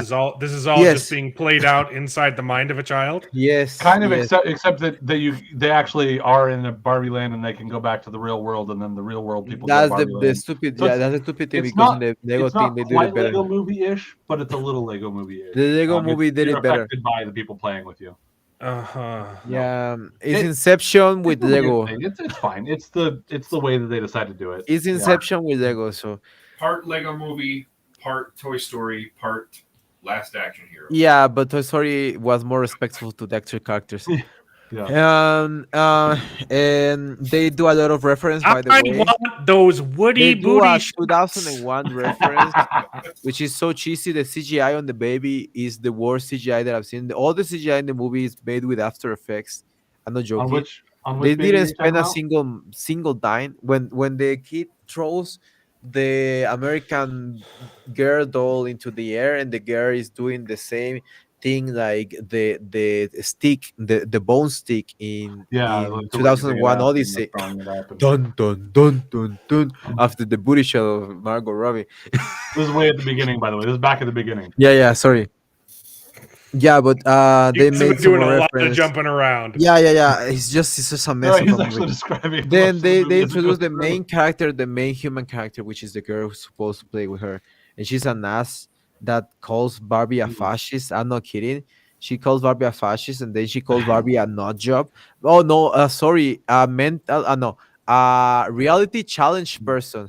This was the Mhm. phrase, exactly the phrase that they say, reality challenge person, and I now have have How a phrase that I'm going to spam all over internet to call mentally challenged people. reality challenged? Reality It- challenge person. Yeah, person that is. how is Oh, look, Barbie how are you how doing, is Barbie a Eric? fascist though? I'm confused. Because she's a product of corporate Yeah, Mario greed was and this, that, and similar the other, and blah blah in That's the blah. not way that's not in a Yeah, second fascism there. yeah. though. Mario No, is you're right. similar in a second, but Oh, Mario okay. keeps having fun. Mario is being fun, but he just starts getting better, worse by the minute. And Mario is keeps being like mediocrely good and fun all the way to the movie, but good entertaining fun, right? Yeah, not that smart, not that funny. The reference were not that good, but the cameos in this movie were brain dead. Dua Lipa made no sense. Then John Cena appears because when Ken goes back to the Ken world, he brings back the patriarchy with him, literally, and he taught teaches all the Kens about the patriarchy, and all the Barbies that were first in the beginning of the movie, all the Barbies were in control of the society because apparently they were Because it's the Barbie. Yeah. smartest, and they were the Nobel Prize and the writers and the doctors and the Mhm. professors. No, nowadays, no, when they They come just back into immediately the real world, yeah, Cool, yeah, we'll they get this. just are submissive and they just submit to the Kens, and now they are like Hooters, waitresses. Yeah. They are all Hooters waitresses. Brewski beer. Yeah. You want Oh, a do you brewski want a beer? brewski, my lord? Oh, do you want to? And with the president, he's like, oh, do you want me to, poke on your nude block? They use it. They use that, by the way. Uh, What was that one? The Ken McKinnon says, I want to see what Ken has oh under his nude block. Yeah. yeah. Tell you what kind of a nude. What kind of a Yeah, nude like a block has under nude these fleshy shorts? thing he has Yeah, under his shorts is like. under the shorts. Yeah, which was So really they're weird. joking about the fact that he doesn't actually have genitalia, Right. but Yeah. she's talking about how she wants to see the See area his where people genitalia, have yeah, which genitalia. is Yeah. weird for a kids movie again. But they Yeah. will continue to do There's that. that, and then this there's the is scene with the yeah, construction and- workers that are the two which exactly. really get a little weird with Exactly. that. But what I mean is, what I was getting to that is that it's really sexualized what the way they treat Barbies, and that's why I say, why are they complaining about whatever? Then John Cena appears out of nowhere. Now John Cena is like Mermaid Ken. Doesn't make any freaking sense. Just to show Dua Lipa serving a brewski to John Cena, which okay, I was saying John Cena is a boss. Binching. Uh boss move right there. After that, all right. Yeah, it's PG-13, but still, that's something you So don't say one of to the teens. one of That's the something you don't Barbies. say to teens, all right? You don't talk about genitalia with teens, literally. Yeah. I mean, One of I the don't know. Barbies was I don't played by know. Dua Lipa. Then You don't talk about the desire of watching some people's genitalia with teens. That's something you shouldn't talk with teens, right? Yeah, I would because of that I would say like this should be PG-15 or 16 or something like that possibly. Or they should just That say doesn't it. exist. They should just say it. Yeah. Why they make it PG-13 because that's the rules of movie making, right? Mhm. Just say Right. it. Just say it. That's it. Just say it. Yeah. So wait, Um, one of the Barbies was played by Dua Lipa. yeah, Mhm. Barbie Mermaid, because we apparently can have this is people are so brain dead. Okay, we can have a real conversation about Dua Lipa being actually mid. I don't know much about it. I don't pay attention, but just looking her up and I'm like, oh yeah, she's got a pretty face. Yeah, I don't know. She dresses like stripper. Yeah. That's all I don't like about her, because she's has such a angelical face, and she just likes to dress like a stripper. I don't know why.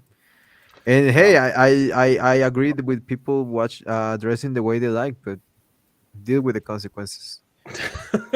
Yeah. And the consequences might be you have to serve brewskis to John Cena. Yeah, exactly. You're gonna serve brewskis to John Cena. You're gonna make a pretty awful song that is going to be played too many times around this movie. That you get sued for Yeah, too for many copyright times. infringement. Yeah, too many times. Even yeah, imagine they probably pay her a lot of money too for that. Yeah. But yeah, the Kens rule the world. Ken is no longer a simp because he was a simp. Ryan Gosling was a Oh, simp. they start out with The him, entire movie was sad simp, by the way. So he Barbie fined. treated So yeah, okay.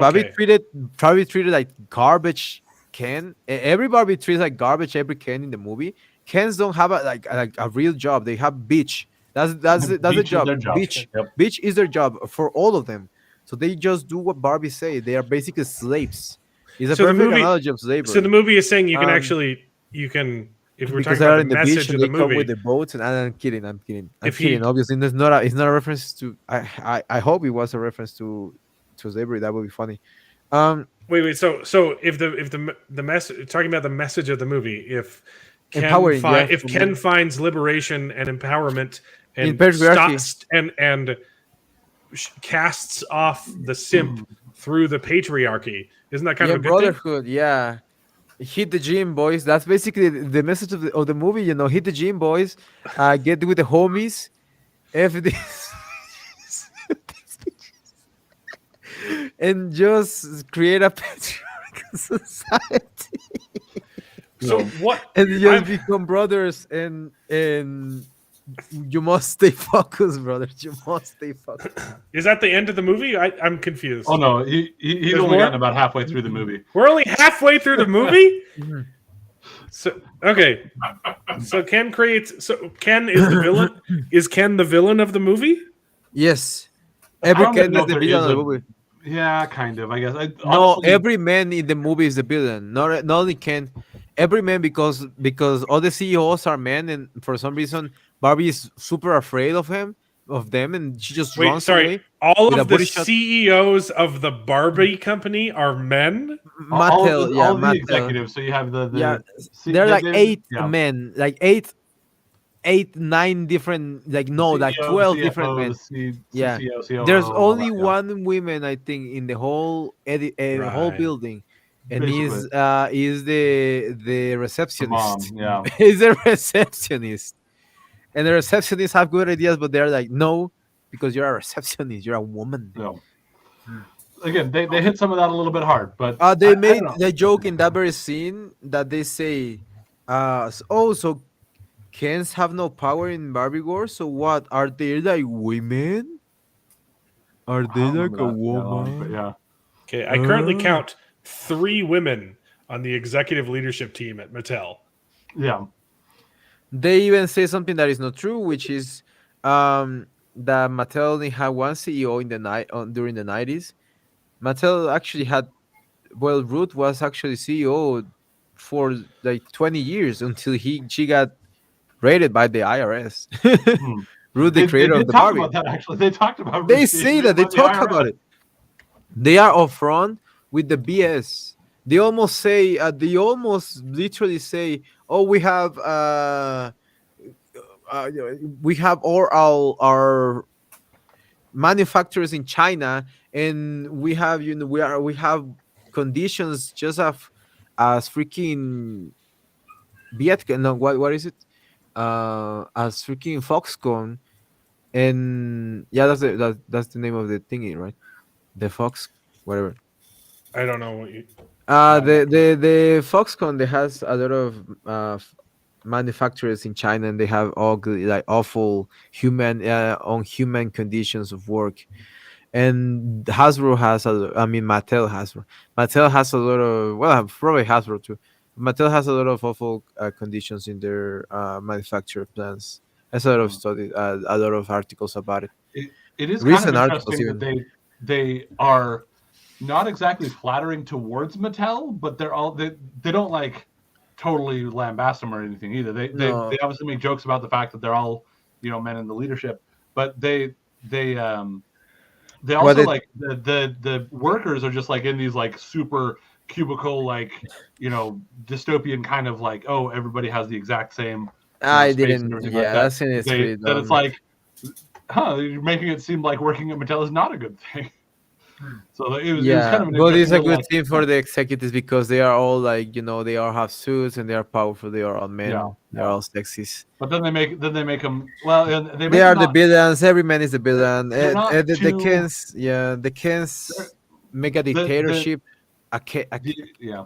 Go a ahead. Ken democracy, a Kentocracy, Ken, yeah, a the Kentocracy, Kingdom instead of a Barbie Land, it Kingdom. Yeah, becomes the Kingdom Kingdom. is a Kingdom, which was the best part of the movie. And then the Barbie just comes back and basically knows what to do against the Kens. Like it's like 20 minutes of watching what they did.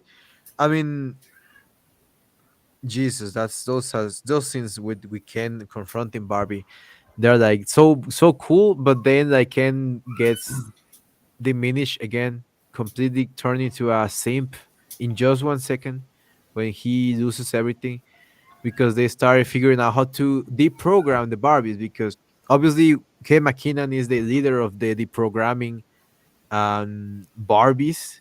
So they all trying to deprogram the Barbies that are like, oh, we love Ken and everything's for Ken, and they will say like, oh, you have this Nobel Prize, you won a Nobel Prize, and she's like, no, I don't deserve it. It's all because of Ken. I had to thank Ken, things like that. How did they Um, brainwash the Barbies? by with the They told them patriarchy, about patriarchy, they don't and say apparently it. It's just everybody like fell in line with that, because they which were was a so little bit odd. badass. Yeah. The, They the, the brainwashed it. so Yeah, I don't one of know. the things that they do that I think that they ends up being a little bit of a good commentary is the fact that in when they get brainwashed by patriarchy or whatever, the Barbies that used to be in charge are like, you know what, it is really hard being in charge, and then you do have the executive saying it's hard being in charge. So like, I appreciate that it basically did say, regardless of who you are, it's hard sometimes being in charge, and so they almost got that. That's maybe the best that they get explaining as to why the No, Barbies seem because to they get they destroyed. brainwashed. Yeah, the thing is that they say something good and they destroy it in the very same next sentence.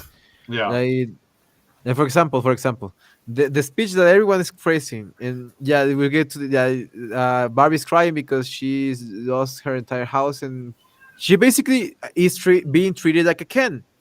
She's being Mhm. treated like a Ken, like because Ken treats her exactly like gives her a taste of her own medicine.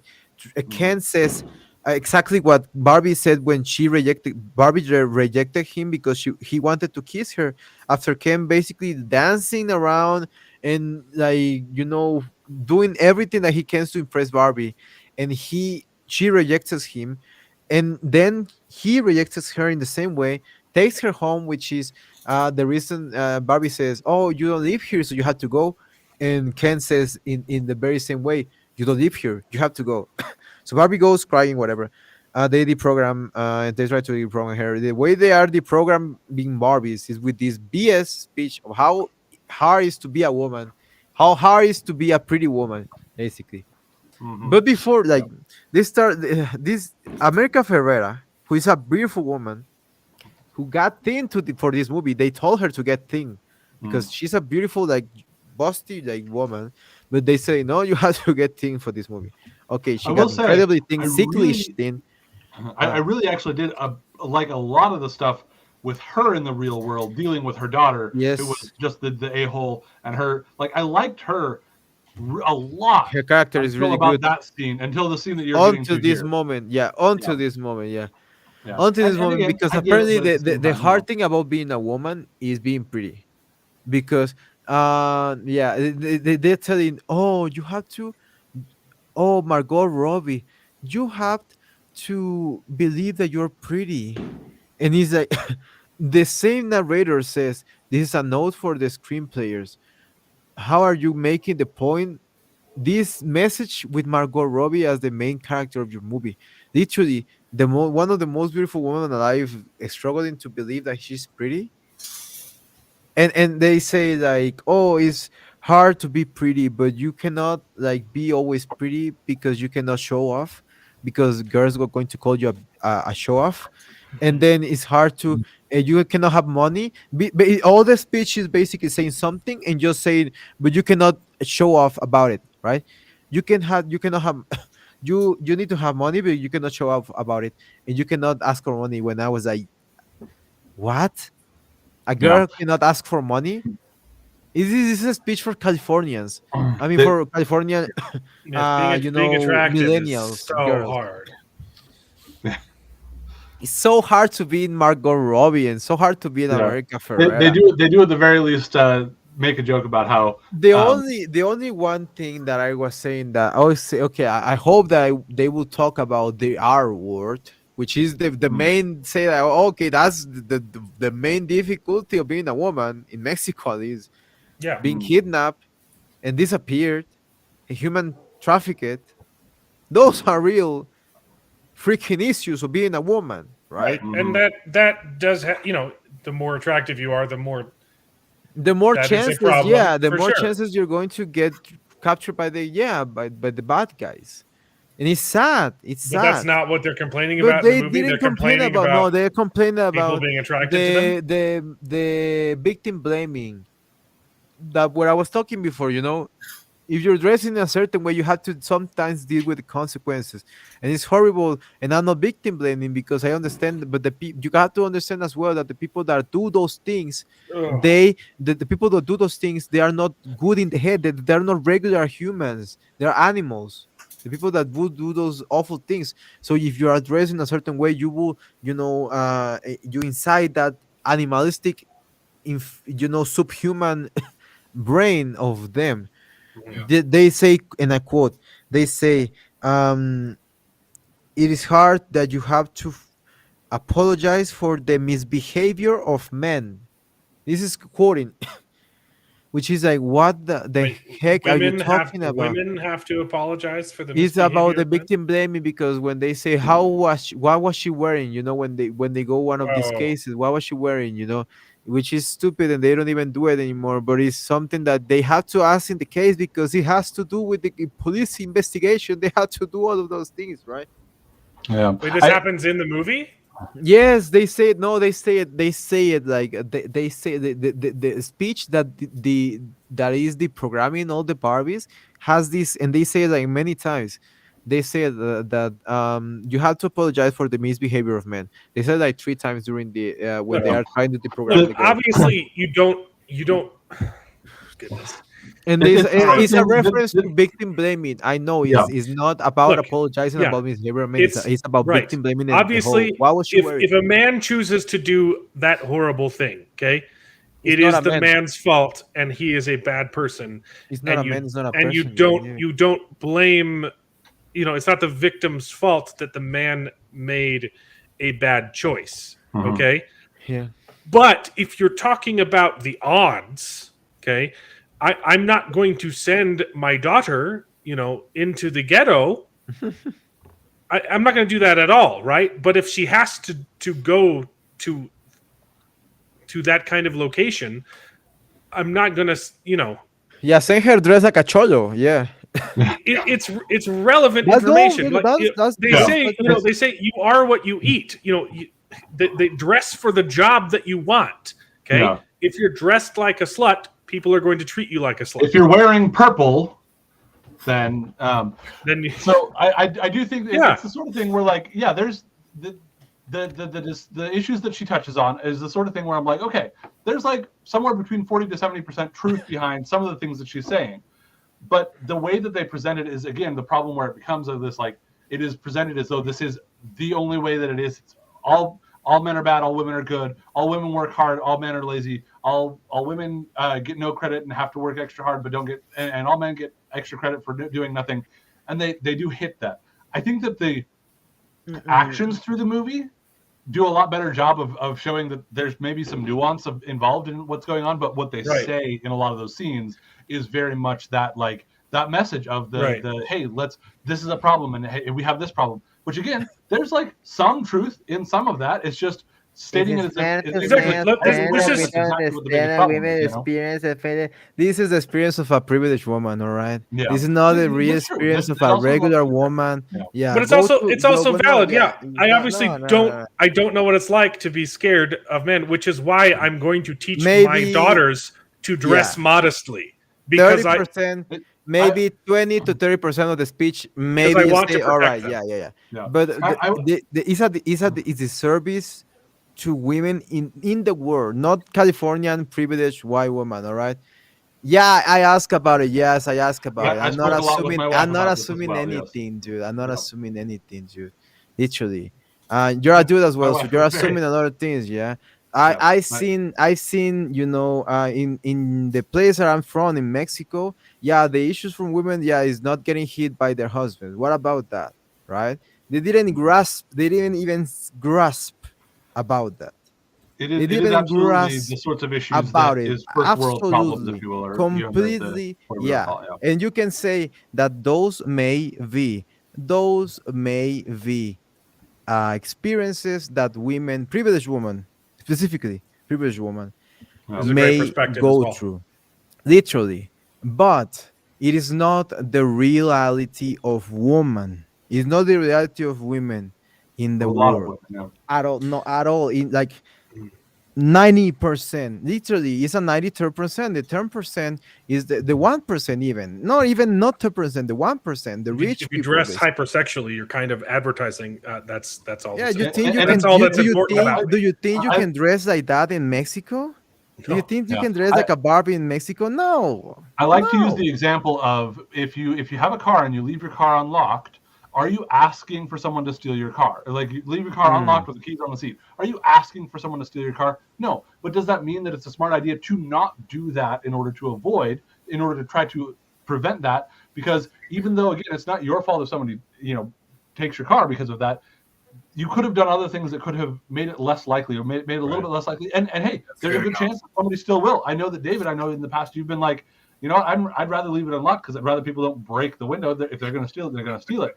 But I think But I there's don't still think the some keys on people- the seat. I had a problem with everyone there being are a lot over of- sexualized. Yes. There I- are a lot of I situations. feel where like there's I kinds feel of like you opportunities, kind of know? joined this stream and didn't listen to the full conversation because Yeah. I literally yeah. talk about how disgusting I'm is the done addressing sexualization of it. all the characters. Yes. Yeah. They About definitely do. all the characters, and specifically really do how they think- degrade Margot Robbie as just an object. Mhm. I don't think they did that much worse than any other movie or Hollywood Right. tends to do. They it- did way. I never seen a movie in 10 years that has shown so many booty shots of the main actress. I've Is seen plenty. is insulting. Yeah, it's insulting.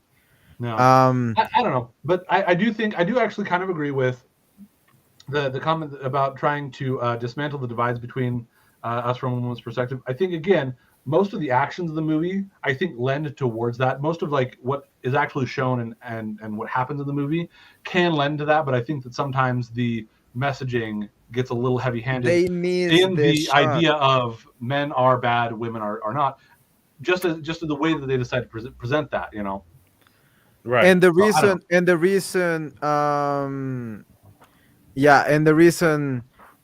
reason why they miss that opportunity is because in the very final scene, the very final thing that they say when they win the election, because they don't the vote Kens for it, didn't kind go of to the weird. court.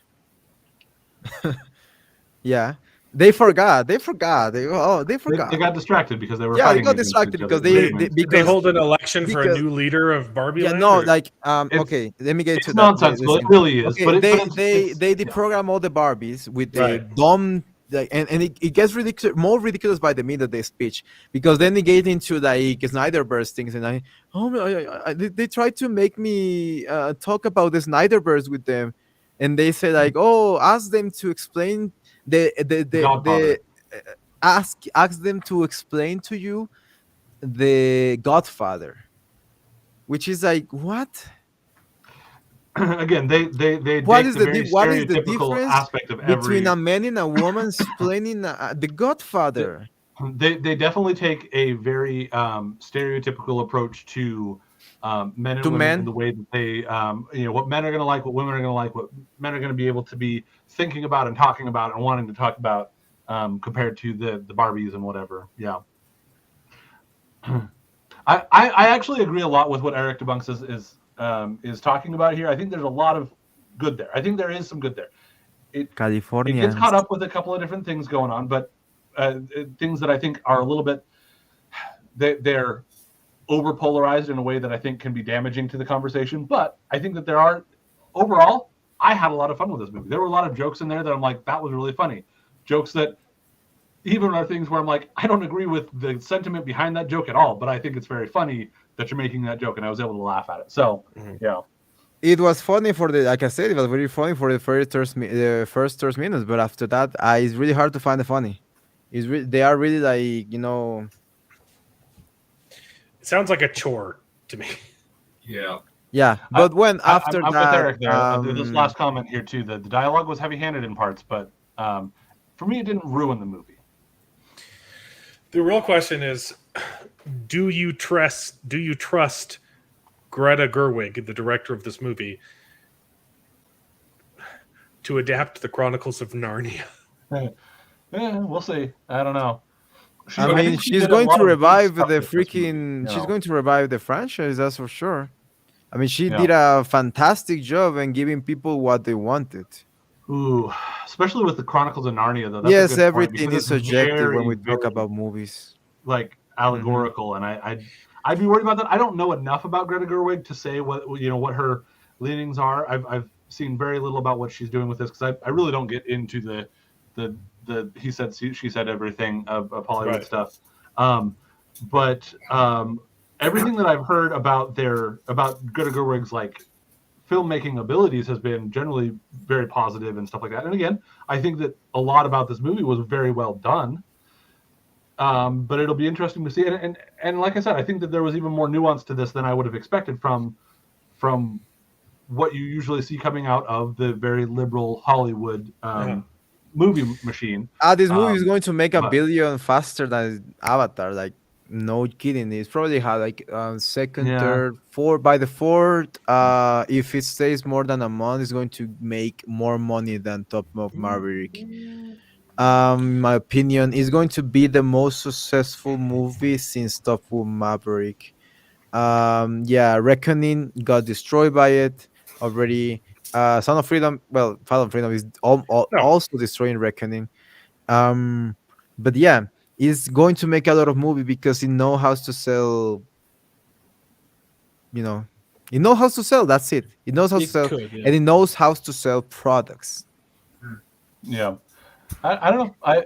I think it was not completely without merits. I think that there was a lot of good things in it, and even things that were not the kind of messaging that you would expect coming out. That, like, again, I was able to pull out messages that I don't think were the kinds of messages that the very woke Hollywood liberal aspect would be particularly worried about. Whether or not that was intended, or if it was just kind of like, right. You thought you were saying one thing, but you got another. Every message, every piece of messaging in this movie is intended. You can tell by the subtext, and this is important about the movie. The subtext is basically, we don't give a damn. We're going to keep using your. Is people we compare it to Bilma probably, the way it uses gender swapped Aslan. Yeah. That's gonna be a no for me, dog. Like, I'm sorry. Yep, no, can't do that one. What? Talking about Greta Gerwig and saying like she's directing the Chronicles of Narnia for Netflix, and the joke was they're gonna gender swap Aslan, the lion. Aslana. Yep. Yeah, but whatever. The movie basically ends with the Barbies suppressing the oppressing again the. They got themselves to a better position. They oppress. No, they oppress the Kens. They say it themselves. They basically, because using their own logic, if women are oppressed, in this world, which is, yes, it's true, not in America, not in America in comparison to the rest of the world. All Yeah. right, I, or not in the sense, right? Again, there are different types of oppression, but Right. it mhm, depends of yeah. the amount of privilege that you have, right? You're absolutely right. I think that there's a lot to be taken from that, especially for us three guys from America that live in an area where some of this conversation might be a little bit more applicable than for you, as you're talking about, like the kinds of things that women are dealing with in your area are very different. And this movie speaks more to America, and in particular, like California and the perspectives of that. I Yeah, 100% agree with you on that. it's very privileged Privilege. to Yep. be able to complain about catcalling Yeah. Yes. instead of the problems that women um, have in Mexico. Yeah. Yeah. Yeah. And Um, throughout What I, the I happens here is again, the I yeah, if a Mexican woman responds to catcalling, you don't know what they're going to do to you. So yeah, yeah. yeah. Let's just say that is pretty, yeah, pretty stupid messaging, pretty privileged, gringo I do actually. messaging. Yeah. That's the best word to describe Yeah. it. Is gringo I can't. messaging altogether. Absolutely can't disagree with you there. Mm-hmm. I really do But like these last two comments from Eric as well about how what the movie is like. It's overt, like what it really is trying to say is talking about that individuality, being what you want to be, and things like that. And it's wrapped around with a lot of these other things that it gets caught up in. And so if you get lost in that, and if it sets you out, like I would bet that you guys watching it, you'll get set off by some of those things.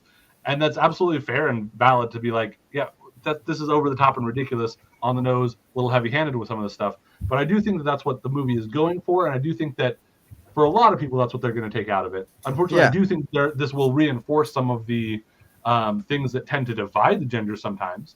For people who are maybe going into this just thinking about that divide, they're just going to have that divide reinforced. I But I do mean, think that that's not again, really what the movie's trying to do. It's going to do that because that's the way it's going. Yeah.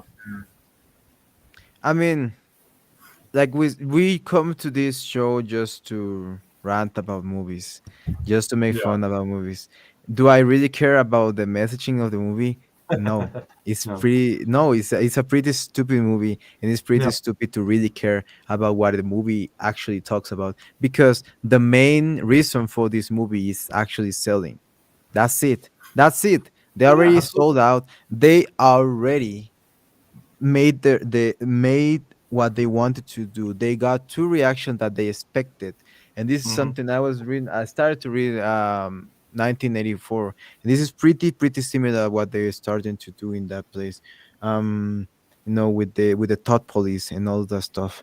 They got from us exactly what they wanted. They got two reactions, either from the left loving it and saying whatever the messaging, blah blah blah blah blah, which I bet you that Greta Gerwin or Greta Thorwin or whatever, Greta There we Thunberg, however her name is laughing her arse off in her house with her $1 million, taking a bath in $1 million, saying, "You believe, you believe that I actually care about women when I'm go. putting out when I'm making a marketing campaign to put out those that are probably going to start doing the harm that the original Barbies due to it. Remember when there were studies about how original Barbies will harm the the concept of beauty of in girls and the Yeah. concept of healthy They bodies. do address that a Yeah. little bit, and that's where you get the Like the teenage But feet they, daughter thing. but that's a no, it pain. doesn't Yeah. matter. It doesn't matter if No. they address it because they put out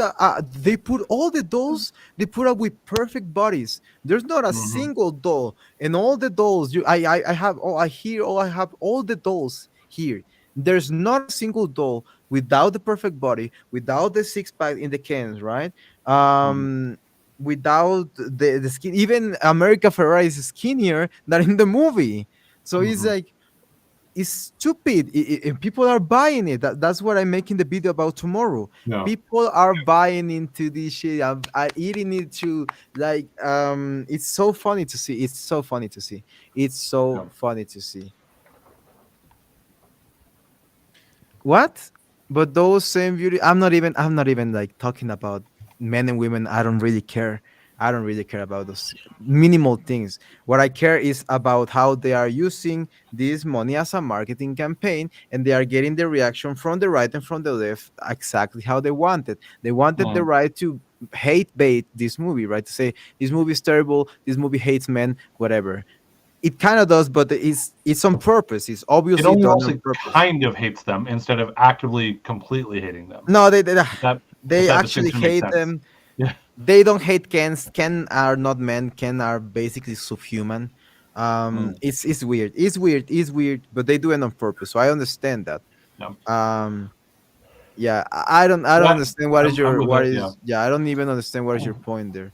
I, I Um, I think he actually can agree with you in the fact that like the movie is designed to make money and they're making money and they're doing it by to some degree baiting between the left and the right and selling to the left and trying to bait the right and everything. I think that they agree. I think it seems like it and I agree with you as well, but that's the way all movies are in almost all movies. I would say something like Sound of Freedom is not about that. It's about getting a message out there that's a really good message. I think that this one is one where like yeah, they're trying to make money. There's other messaging, there's other things to talk about with the movie and Right. the enjoyment value of it. But I but the think it thing is is fair to that also say again, it's more all important the to look at messaging, all all the this. messaging in this movie just gets completely evaporated by the It, hypocrisy behind the big capital. Like why? Like again, Yeah. why? yeah, it How seems can very I? it How seems can very yeah? muddled. Yeah, how Mm. can a movie be this, perfectly message, have the perfect message, and at the same time be backed by this horrible company, right? Yeah, that had that's that had nothing. made Well, money about the mm, male, have made a lot of money about whatever the male gaze, and the stereotypes of women, right? The mhm. I, stereotypification of women. I do think that And I that's will not argue really that all that even new or Barbie unique. as a brand did Mhm. way less harm to. No, never mind. No, never mind. Yeah, Barbie was pretty damaging to the mind of, yeah, Yeah, I pretty want to agree damaging with to the you. mind of girls. Yeah, I also think that that's nothing new in the Right. fact that they're working to make money. They'll sell a message while behind the scenes they're not really being very true to what that message might be trying to say. So that's nothing new to me. Not that it's good, not that I want to support it or pretend like I don't care to talk about it, but like, yeah, there's nothing unique about this movie about that. I don't think, or yeah. little. No, it's not. I mean, it is unique. It is unique because it's the biggest and the best and the most impressive and the most successful ever Yeah, in the history. It's I going guess to there's something. change. Yeah. And mark my words, this is going to change the way marketing is going to be done from now on. This is going to change the way how movies are going, and sadly, how movies are going to be done. Do you think Disney is not watching Barbie movie just like salivating, you capping her? We found another formula nowadays. We're going to make our newer movies like Barbie, literally. You want to know what's crazy about Marvel Hmm. is that during the whole um their MC during the MCU, like the heyday, right? When people were still on board with the MCU, instead of selling, or creating new comics based on those characters that were becoming popular, like Iron Man wasn't popular. He didn't sell a lot of comics Hmm. initially. until the MCU made him popular. Like Yeah. they had an opportunity to make even more money. Aside from the money they were making on the MCU, they could have made even more by hyping those guys up in the comics as well. Because you had a lot of people who come in saying, "Hey, I'm new to the MCU." It created a new audience I for don't superheroes, know. I and, think and it. instead of trying to Yeah. sell Iron Man and Thor and Captain America, they only pushed Miss Marvel and Yes. Captain Marvel Hmm. and a bunch of and race swapped Thor Exactly. and Black America, and They they lost a lost the huge they opportunity. lost a Yeah. lot of money. Yeah. Yeah, Hmm. But because they didn't know how to do woke. They didn't know how to do woke, and Barbie now showed us how to do woke. It's a perfect formula. Like again, I'm pretty impressed by Barbie movie. I think it's a brilliant. manipulation technique is the best population control that we have seen in years. Probably better than the one they do in China, which is a lot to say about the movie. Um, Which is yeah, why I'm not going that's to take why my girls to see we it. don't No. do it. You have to go see it just to learn and to understand what I mean, what Yeah. I'm saying. Because just for that is it's probably going to be more interesting than Oppenheimer. But the thing with Oppenheimer is that it's just a piece of art, and this is just interesting because it's just a piece of manipulation. It's I don't know if you like to read Orwell or you like to read It's called propaganda. Oppenheimer book. Yeah. Yeah, Yeah, but I wouldn't recommend Greta bringing Gerwig little girls to it. Mostly they'll be impressive, bored. There's a few impressive. things, and especially if it's yeah. So I definitely wouldn't recommend bringing little girls to it. Yeah, I'm actually torn apart to say who is more genius. If Christopher Nolan, I think you're giving Greta Gerwig way too much credit. I'm giving her too much credit. I'm either giving her too much. I don't think someone can be so stupid, right?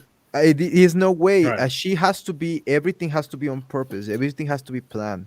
There's no way because she's a good actress. A good actress, a good director. She is an She actress show as us. well. Yeah, she's an actress. She show us like with Little Women, and she showed a lot of good things with Lady Bird as well. Mhm. And a lot of smart storytelling mostly, and a lot of let's just say that she No. probably used a lot of drugs in her life. Let's just say that. Mhm. Um, no, Christopher Nolan is way more of a. I mean, way more of a genius. But this movie is a gene.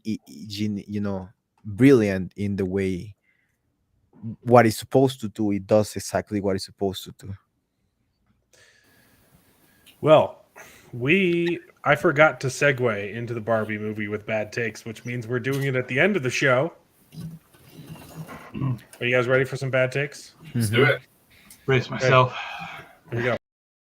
Screen Rants. Bad takes. Why Luke Skywalker appears weaker in the Star Wars original trilogy than the Mandalorian. It's called character writing. It's a character arc. He's not a Mary Sue, so he has to Grow. grow. Yeah, Yeah. Mandalorian was after, so he'd learned everything from the original trilogy and then some. but why did he look so weak in the original trilogy? Because he was Wow. learning, and also they were older films, and so they didn't show things as. Also, it as, was pretty much just the first one, and then he Yeah. gets better, and then he gets even better. Yep. Yeah. He's not weak in the third movie. Right. Yeah, and wasn't he supposed to No. be like 19 or something, like 16 or something in the first movie? In Like, the Pretty first young. one, he's 19. Yeah. yeah, 19. Yeah, Oh. you're not strong. Let me tell you, you're not strong in your head when you're 19. But why did he look so weak in the original trilogy? Why did it's framed like why did the original trilogy suck, but the Mandalorian's better? Uh-huh. Yeah. That's such a Screen dumb. Rant sucks. Yeah, that's a bad take. Oh, that's a bad. They do take. frame him like a pussy. Yeah. Screen Rant's dumb. David, you sent me this one. 10 reasons why female James Bond would work for Bond 26.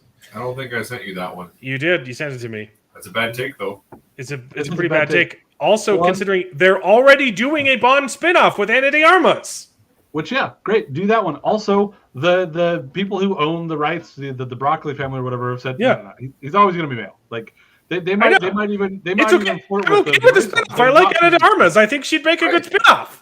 I think it'd be fun to have more films in the Bond universe, like in a Bond Sure, universe. that's Right, you fine. can have spin-offs. Like, great, But- yeah, let's do it. But don't make her be 007. Make her be 008, and she can be Jane Bond or whatever. I don't Honestly, care. I wouldn't even Bond. hate if they made her 007, just not James Bond 007, and then like, oh, Right. there's never been a James Bond. No, like, okay, if he Right. retires and she takes, I think it'd be better. I think it fits the connected concept of saying like, oh, 007 and James Bond are both code names for different people to take over at different Sure. times. I like that better. So I'd rather she not be 007. Yeah, But don't if make she's gonna her be Sarah 007, be Snow. like take over, and she's just not James Bond. She's not Jane Bond. There was a James Bond who was 007, and then you can have her come in and be an amazing, awesome spy.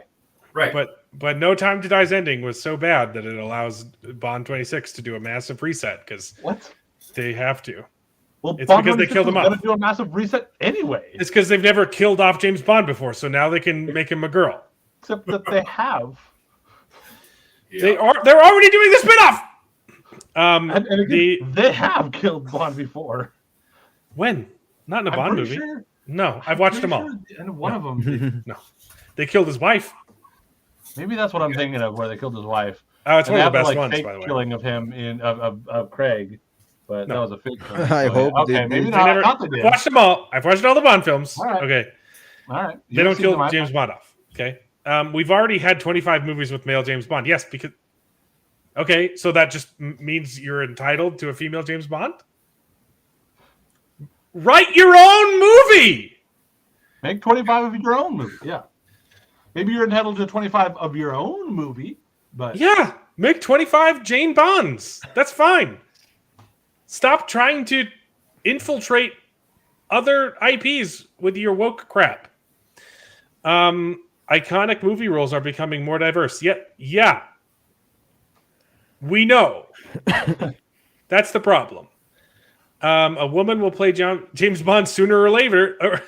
The franchise is going to get crappy sooner or later, so it might as well be sooner.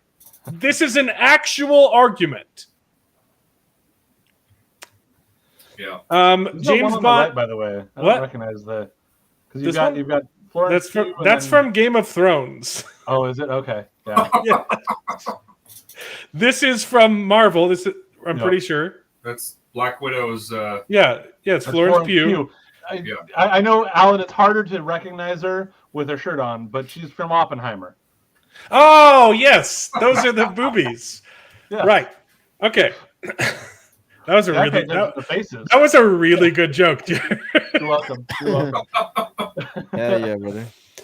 James Amen, Bond's brother. James Bond's core character traits are not male exclusive. What This is movie the were you? weirdest argument I have seen What because movie have you been watching? in so many ways, this is what they want to say is so exclusively male characteristics. Male They want to say that. but at the same toxic time, they're not. masculinity, yeah.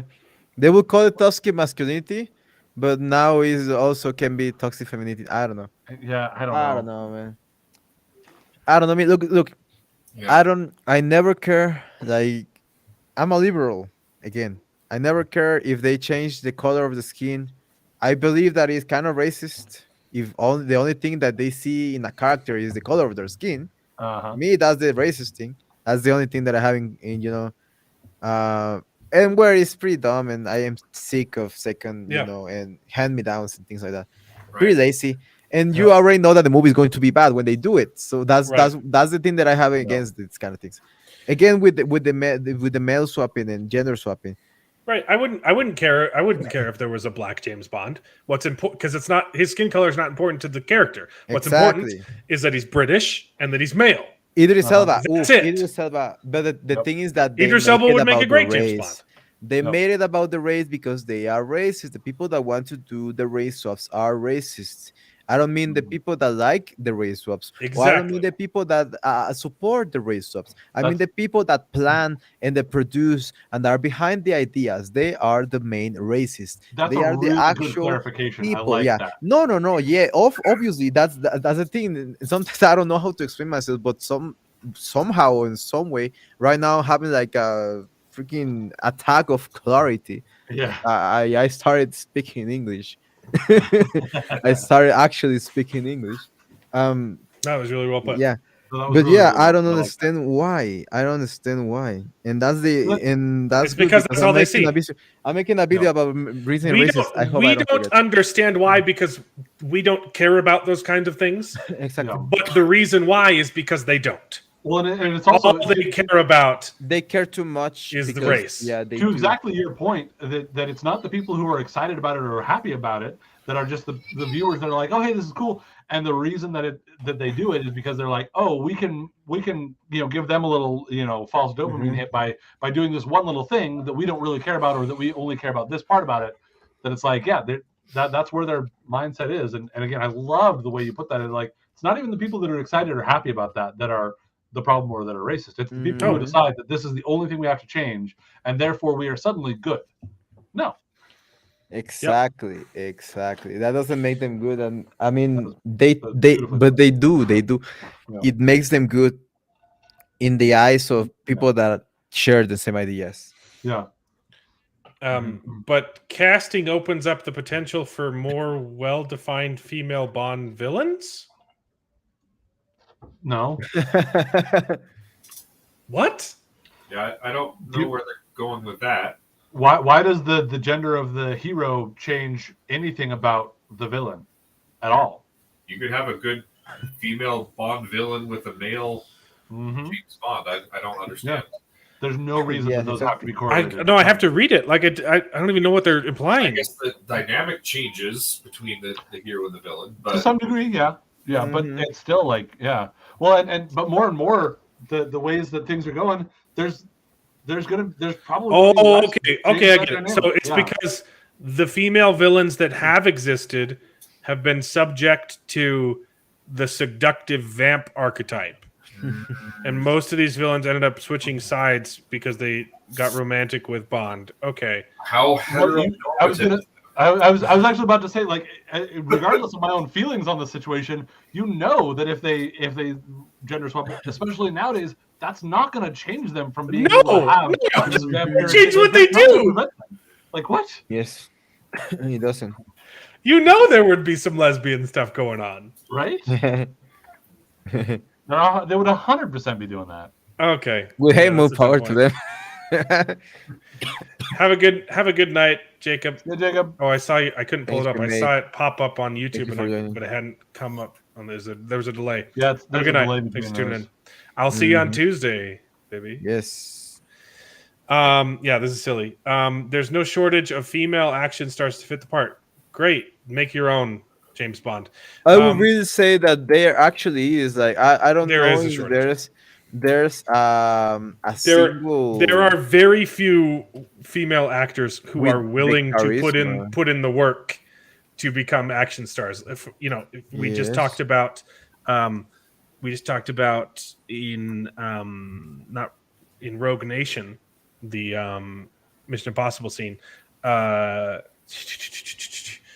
What's her name? Rebecca Ferguson wasn't the first choice for that character. It was initially offered to the redhead, and she turned it down because she didn't want to have to do the training. It was 6 months of physical training. Yes, exactly. I'll have to look it up. What was she in? Yes, but it's hard. It's hard. Like, remember the transformation of the bodies Jessica Chastain. Turned it down the role. like people like Emily Blunt and Jessica Biel. It's amazing what women do when they compete to this difficult, really, really hard to do the roles. I really admire them. There's nothing that I admire most than a female that goes into action. Yeah. For example, Gina Carano, she's a badass for that. Yeah. And Ana de Armas her role. Armas. She was the best part. She was the best part of that horrible James Bond movie. Exactly. A female Bond would undo the franchise's misogynist past. It's the same point. They wouldn't. It wouldn't. Honestly, that's the problem here. No, it wouldn't undo the past because the past has already happened. Yeah. It's not going to change anything that's already happened. Yep. So that's another stupid argument. You're not gonna be making amends for that very well either, except that you could do your making amends in a similar way with a male James Bond. You would be totally fine to do that. Or again, by making other good action movies with a female lead that can be part of the Bond universe or could be part of the not Bond universe or whatever. You can you can do that by saying, here, this is how we're going to do that. That's how you can, undo your past. But you're not undoing anything from the past. Yeah. Exactly. There's a wonderful scene from Goldfinger that I can't wait to talk about. We still, Mex and I were planning on going through all the James Bond movies, and I was even working on an intro for the show. Yeah, it's just that I got salmonella. And then Primos came out, and true. Both of our lives have been quite chaotic since that happened. Yeah, Wakanda forever, Oaxaca forever. Yeah, Oaxaca forever. There you go. but I still need to do it. There's literally a scene it's one of the funniest things in all of cinema. I was even arguing. I was going to say if it even worth it to even do the Fast and the Furious. No, what was the other movie? The Mission Impossible. Mr. Impossible, yeah, that's it. Mr. Mission, yeah. Did you watch him? No. They're good. I was sick, really sick. I know I've seen the first one, and I think I've seen parts of the third one. I don't know if I've seen the second, so I've got a lot to make up on that one as well. The second one is an interesting. It's not a bad movie. It's just not Mission Impossible. It would follow in line with franchises like Mission Impossible and John Wick, both of which haven't gender swapped their main roles. No, they do have great female characters out. John Wick is also planning a female spin-off. Nice. Is that also with Ana de Armas? It might be. No, it's with the Chinese. I don't know. It's Ballerina is what it's called, right? I think it's Ana de Armas. That was funny. Starring Ana de Armas, yeah. It's Ana de Armas, you're right. Ana de Armas, apparently, she's I would say Ana de Armas is the most beautiful woman in cinema right now. She's easily a 10. Easily. And it would bring an end to the debate on the... No, it wouldn't. We should just pick a girl, because then people they could stop guessing who the next Bond is. That's the number one argument. Maybe just people shut up. By choosing a person to portray James Bond in the next film, you would no longer be questioning who's going to be chosen. What does that do with the gender of the person they choose? If you don't do it, otherwise the predictions for the next Bond are getting quite repetitive, with almost all actors being considered merely for their gentlemanly charm or their abilities to perfectly ace a formal wardrobe. The closest you're getting to this is saying that character. The closest that you're actually getting to this is them complaining about the fact that we're talking about the same 10 people or whatever, and it's like but if you decide that it's going to be a woman, you're going to talk about the same 10 women. No, deciding to cast a female is not going to change any of these things. It's so stupid. Exactly. Oh, baby. Okay, I'm done with that one. David, you sent me this one too. I read it. I read the headline, and I threw up a little bit. Yep. And I didn't read it because I don't want to. Can you just give me the highlights, please? So in the new Tears of the Kingdom, Zelda Tears of the Kingdom, right? They wanted Zelda to be trans. Sidon, and there's a whole weird group of people that want Sidon to have a relationship with Link, right? Which obviously isn't the case, right? So in this new one, because he's a fish guy, has a girlfriend, a fiance, and no hating on her because she's breaking up Sidon and this. I was going to say this imaginary pairing. This is really ridiculous. But the best part of this article, they're the ones that were pushing it. Yeah, exactly. Kotaku was one of the main offenders. No, they're just. And they're turning on their audience. No, they're talking about how people are complaining. They're bringing up the issue. But no, the most hilarious part of this article is the comments. You got to scroll down to the end and read the comments all the way. Yep, I think you passed it. He hasn't Sorry, loaded Mike. all Oh, the way. it just refreshed. Those are all the 'cause- posts. Hmm. Read the nope, up. Oh my gosh! You said what are up. you doing, bro? You said The these are the little- posts. Yeah, I'm going down. I'm getting to the comments. It's the little purple bar before that. You're going to the next. Oh my This- goodness! Do you Look, this is the article. There's Yep. no purple bar. Yep. Keep going. Oh, where'd you go? We lost him. We We lost the him. host. Oh no. He couldn't figure out the internet, so he was booted off for incompetence. Oh, hey, there he is. Hey. What's going on, bro? Literally, it kept jumping back. I would scroll down and it would jump. Huh. It did it again. It did it again. Hold on. If we lose connection, trying to find your stupid comments. Okay, well, Okay, hold on. great. I got it. I got it pulled up. This is thrilling not podcasting. Yes. Gracious. It's a stupid article anyway. Yeah. Did you hear about Starry? I don't know what that means. That's a comment. Screen share. I don't know. There may have been new comments since I sent it to you, but So no, I was reading a comment on the Coming stream. from the YouTube, yeah. I don't know if that's a bot or what. I don't know. I don't know. Okay, we're still live, so we should be good. Okay. Yeah. Yeah. Oh gosh. We can't see the. There we go. Chrome. Sorry, I'm having internet problems, and Chrome keeps like crashing. It's crashed twice today. Getting ready for the stream. You can see now. Yeah, These are the comments. those are the comments. Go ahead and read those off. I'm not gonna lie. I just don't like her because she's ugly. Because the girlfriend of the guy they were shipping for Link. Yep. At least by our human beauty standards. I had the same thought when I first saw her in game. Then I asked myself, was I being fish racist? Not gonna lie, you people are weird. Exactly right.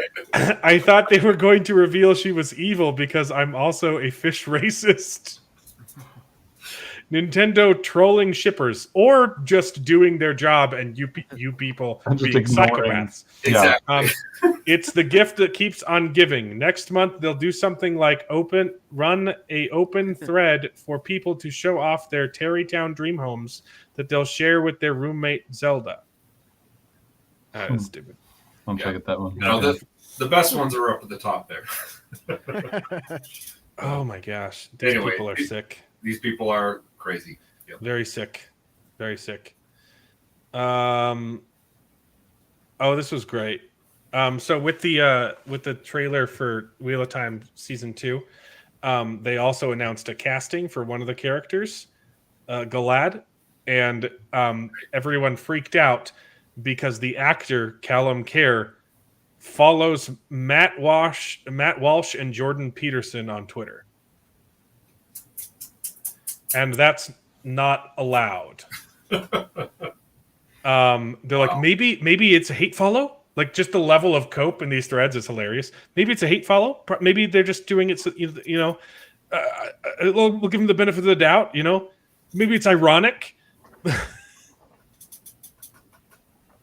It's pretty funny. And this guy's like, I don't support this at all. And then immediately backtracked saying, oh, no, I'll still watch the show, just to clarify. He'll probably do a good job as Galad. I just think he's a terrible person because he doesn't have my beliefs. Not necessarily that. He follows two people that don't have my beliefs. Right. Yeah. I just don't want to boost his profile. It's almost like Look.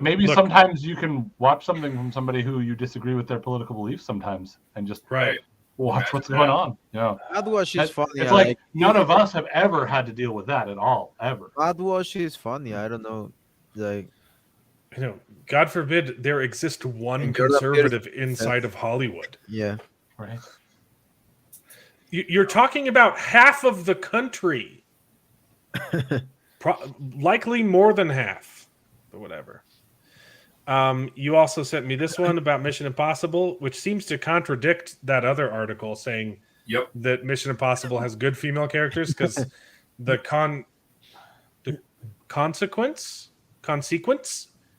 consequence film says Mission Impossible can't seem to figure out women.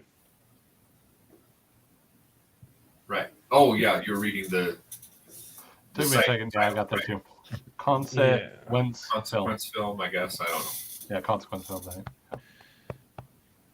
Yeah. So I can't remember if this is the one that talks about the. No, this is not the one that talks about the age gap. Yeah, that's the next one. Yeah. So a bunch of It's the Bechdel test all over again, everybody. yeah. It's dumb. Mission Impossible's got some great female characters. Right. Rebecca Ferguson is wonderful in Mission Impossible. Yeah. Anyways, all of the examples that they chose are really good characters. Except for the 1 and 2, sure. That's fine.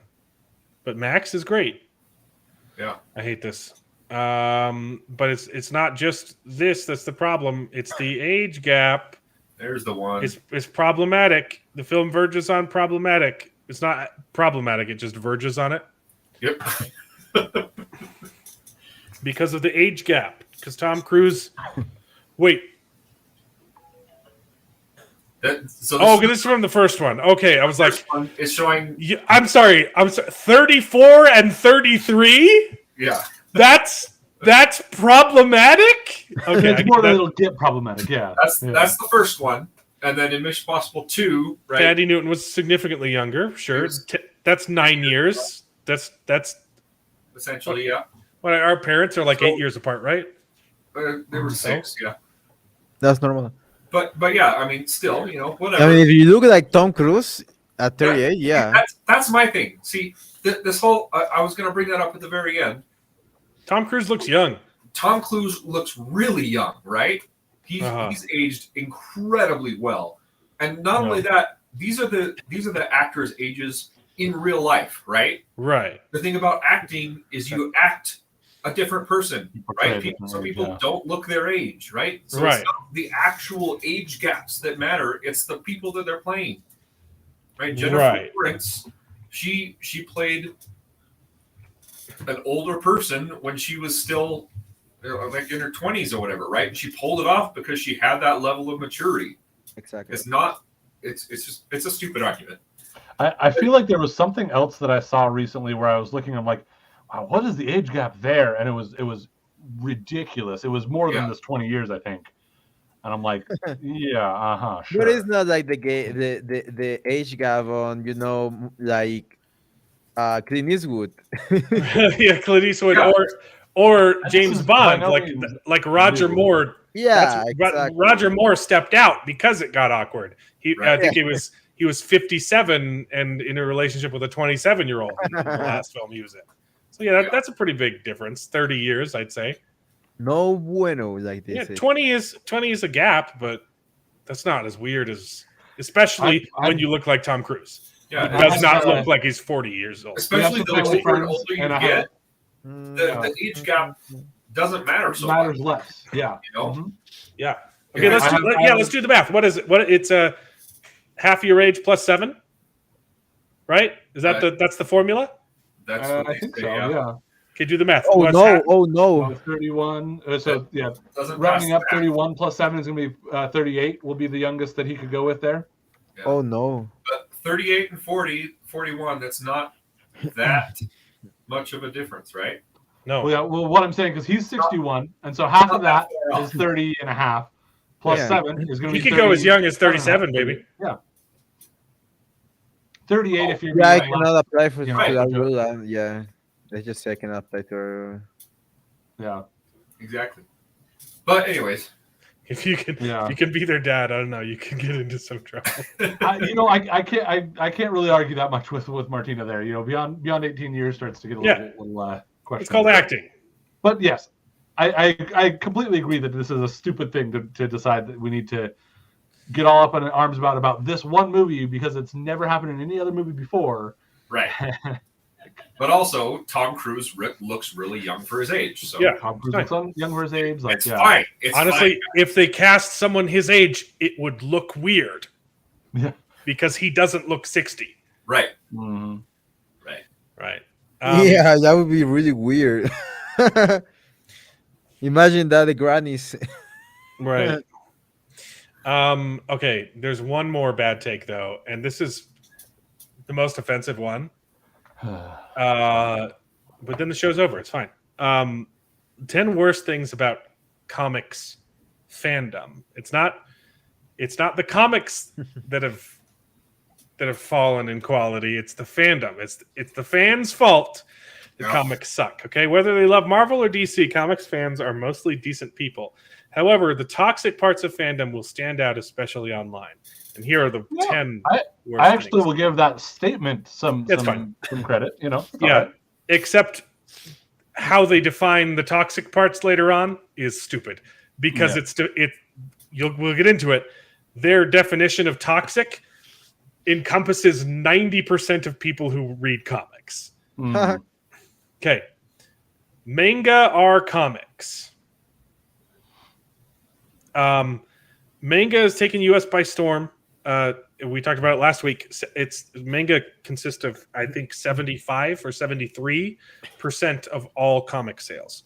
And their problem is, but that you have people who have a stick up their butt who don't think that manga are comics, and so it turns into an us versus them, which is bizarre. I've literally never heard anyone arguing about this. I do feel like I've heard some people try to make that distinction, but not in a way that's been toxic in any way, shape, or form. They are technically comics, okay? Yeah. But they're a little different, okay? The manga is all in black and white, and comics are, oh goodness. See, this is what I've been dealing with. I've been having like crashes all day. Right? Yes, they're both illustrated stories, okay? Manga's a little bit different, but I've never really met someone who like only likes comic books and hates manga, right? Mm-hmm. I've never heard people fighting over this, right? If you want to get into the distinction, sure. That's fine. But this is a silly thing to complain about. Right. Yeah. But the fandom is toxic because they don't accept manga as comics. You're also describing the people who have turned to manga because comics got woke and gross. Mm-hmm. And so they started reading. I don't know who they're describing here. Number 9, comics Twitter. Twitter could be an entertaining place, but it also has a vile element that has been exacerbated in recent years since free speech was allowed. And Comicsgate weaponized these tendencies, and Twitter gave people a voice that up until then you had censored. I'm sorry if you find that problematic. I'm sorry if you find fascism, or I'm sorry that you have a problem that we got rid of your fascistic tendencies. You realize silencing speech is fascism. Yeah, it is. Yeah, manga can get gross too, because manga is a very broad category, right? There's pornography, there's manga pornography, and there's manga superhero comic books, and there's manga romance, there's manga comedies. Like it's like saying I like movies. Okay, that means that means a lot of things. It's more gross than manga overall. Mm-hmm. Yeah. So that's just silly. The people who are complaining about comic books don't buy them. That's why no about them anymore. Right, exactly. Why do you think they started complaining? Or why do you think they stopped buying them? Yeah, why do you think they stopped buying them? Because they stopped liking them. Yeah, the people complaining don't buy them, but guess what? The people you're pandering to never bought them. Either, yeah, never. They were never included in the fandom, and you alienated your core fan base and said, we're going to pander to this. We're going to try and find a new audience. And guess what? They don't buy comic books. Which is one thing to try to expand your audience, but you want exactly. to well, expanding and hopefully not. Yeah. Mm-hmm. But what you can do is that, but they don't know how to sell to that audience. Still, they try to sell. They don't exactly. They don't. But Barbie changed it so now they know how to alienate the other audience while making money, as well as completely turning an entire other market segment into lovers of Yeah. that brand. Look, no Yeah. one would have complained if you had your own segment of woke comics. If you just, hey, this is my original character and he's woke, and I'm trying to sell to a new audience. Yeah. We would have been fine with that. We wouldn't have bought it, but it's the fact that that wouldn't have been successful, that you have to take our characters, the ones that we grew up loving, and turn them woke. Yep. Why do you think we stopped? Yeah, no, duh. Like the anti-LGBTQ, there's more letters now. What is Queer, intersex, and asexual, I think. Or I possibly don't. Allies, or there's a bunch of I them. don't care. The bigotry. It's not bigotry. We just don't want to. We don't want to drink it. Okay. You're the one making it a problem by putting it in everything. Supporting books they aren't happy with. What? Now you're mad that they're still buying the comics? I thought the problem was they don't.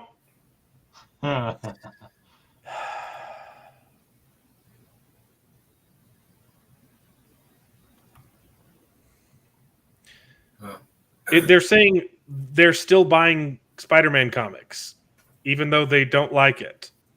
This doesn't make any sense. Yeah. It does. It doesn't exactly. This is from CBR, Comic Book Reporter. These people hate you.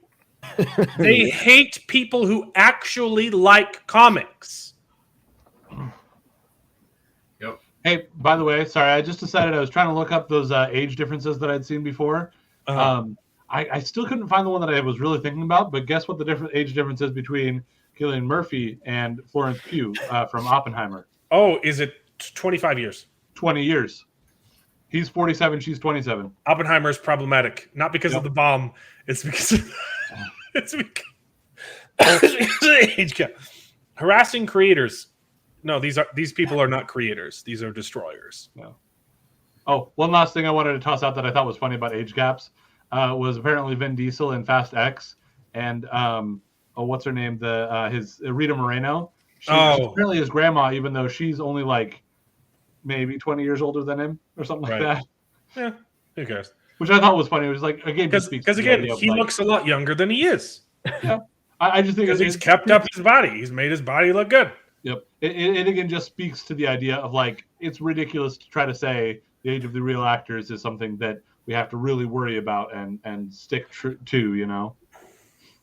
Anyway, sorry. This woman right here, I forget her name. I have to look it up. This woman right here is the one who said, "If you don't like my politics, don't buy my book." And then the next issue didn't sell any copies and it got canceled. Okay. These are not creators. They have not created a single thing in their life. They've only repurposed. So they deserve harassment, quite frankly. I do think that repurposing is a certain kind of creativity, but it is different than original creativity. You're right. They deserve harassing. They destroyed.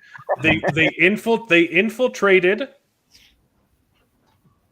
They infiltrated the thing that you loved, and they ruined it, and then blamed you. Mm-hmm. They deserve harassment. I wouldn't go as far as harassment, but there is room for criticism involved with that. Yes. Yes. This is not giving indie comics a chance. Where do you think we went? Exactly. We went to indie comics.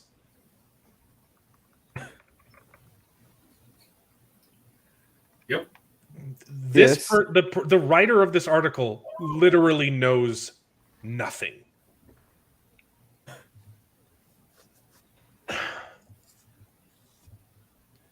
We are constantly saying, go to indie comics. Okay? Go fund the Lucent. The problem is you're not going to the ones that they think you should be going to. We're not going to the indie comics that are also infiltrated by your friends. Screw you. Yeah. Stanley worship. Giving reverence to the man who created Marvel is problematic. Also, a lot of people can at least acknowledge the fact that, yeah, there might have been some controversy or whatever around, like, but he's a human being. He's not perfect. Calm down. It's okay for us to revere him for the role that he played in causing this thing to, like. Why would I not like the guy that created all of the things that I love? How dare we sometimes say, you know what, regardless of whether I agree with X, Y, or Z about this person, I can respect the fact that their work and their influence led to one of the things that I love. You know, it's the same sort of thing where it's like, okay, yeah, we can look at Christopher Columbus or whoever else and realize that there were problems that we wouldn't have agreed with nowadays. But guess what? They were still somebody who was really influential in causing life to, be the way that it is for us today. And yeah, I don't know. Sorry, just the same sort of thing where it's like they're trying to demonize people just because they weren't perfect or just because, like, yeah, I don't know. They're trying to say that it's a false narrative that he created the Marvel Universe. I mean, yeah, there were other people involved, but they wouldn't have been able to do it without him. Also, same as he my other created example. the best characters in Marvel. Yeah. He created the ones that sold money so that the other people could create their, the characters that didn't sell as much that eventually became beloved. Yeah. Yep. Marvel versus DC. Newsflash. We like both. Yes, we argue about which one's better all the time, but we like both of them. Exactly. Screw you. You don't know anything, and gatekeeping. Okay. That's literally what you've been doing! Yep.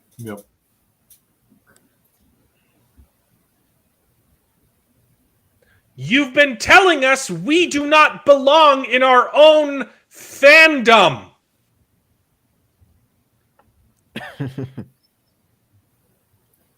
Yep. I think we need more gatekeeping. I think we should have gate-kept these psycho-feminists. I don't know. I think if someone stood up and kept these psychopath women out of comic books, that would have been really great. Yeah.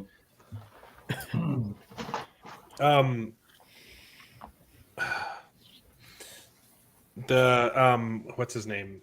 I just had his brain fart. I love that word, brain fart. We don't have that word in Spanish. Ethan Von Sciver, who I need to order his Cyber Frog comics. I do need to order those. I haven't read them yet. Ethan Von Sciver, he gave an interview on Timcast where he explained. I thought it was a perfect explanation. He said that the problem all started when Marvel started hiring these people, and he said there were women involved in comics before, but they were nerds, and these people were activists. And he says the problem is obviously talking in generalities. He says when a boy picks up an action figure, he becomes that person, and he acts out. So if a boy picks up Batman, he pretends to be Batman, and he plays out Batman fantasies, right? He plays out stories that he's seen Batman do, or similar stories that he thinks Batman would do. And when a girl picks up a Batman action figure, she throws a tea party and makes Batman become more like her. And that's exactly what happened to comic books. Rather than picking up the mantle and perpetuating it, trying to continue the story as that character would have done, they took those characters and turned them into themselves. Well, I think that's an interesting point that you make, because, like you said, that's generalities and everything else like that too. I think there's also, that is one piece of argument where, again, I think it's been done poorly and has all sorts of its own problems, but that is why I think it's worthwhile to say let's get new characters. new characters rather than repurposed characters. Yeah. New characters exactly. that are more likely to be somebody that they can identify with and put themselves in that. That's great. Yeah, write new characters. Do it. But I do Please think stop writing my characters. Yeah. The example that you gave, though, I think, unfortunately does play into that same idea of saying, like, oh, you need the representation of somebody who you can identify with in order to play with and really engage with that fandom or that comic. So to it doesn't, though. There is at least something there that, again, I don't think it's being handled well in the way that they need to, like, overcome that and realize that sometimes you can just enjoy and identify with a character that doesn't look like or sound like or have the same background as you, in certain ways. But I would say, I don't know. Hey, man, brother. You can always. To me, I think there's a lot of nuance involved in there that I think it was interesting the way that parallels that idea, though. Yeah. Mm-hmm. Screw CBR. They suck. They hate you. Stop giving your money to people who hate you. I've decided, because when we got, I need more comic books in my life. Yeah. I've decided I'm going to be a comic book collector, and I'll slowly just keep buying things. I want to collect because I got a bunch when we went out to that grand opening. I got a bunch of DC comics, and I didn't buy a single Marvel comic. But I think I want to collect the majority of the Ultimate run, not all of it, because it was Ultimate Marvel. It is most of that was pretty good, and I think I want to have it all. Yeah. That because the main runs were Ultimate Spider-Man, Ultimate X-Men, and Ultimate Fantastic Four, and the Ultimates, which was like the Avengers of that run. And a lot of those were done by Mark Miller and some really, really good creatives. I do think that at least my understanding of the concept behind the Ultimate Universe was really kind of a cool thing of saying, like, okay, instead of these heroes popping up in the 60s and whatever, what if we just shift the timeline forward to this, and how does that change it, and change some different things? And I think that's a really cool concept that I think you could play around with. And most of it is really good, so I want to collect all of it. That ended in 2009, and then was revamped in 2011 to it was called Ultimate Comics, not Ultimate Marvel, and that's when they killed off Spider-Man and turned him into Miles Morales. And I'm not gonna buy those comics. It was funny. They actually changed the name, so they had a different name, and it wasn't selling. So then they rebranded it and called it Ultimate Spider-Man, knowing it would sell. Yeah. They changed the numbering too. It started off as 1, and I think they got through 6 issues, hadn't sold any. So then they changed it. They changed the numbering back to the Ultimate Spider-Man numbering, which ended at like 150. Yeah. And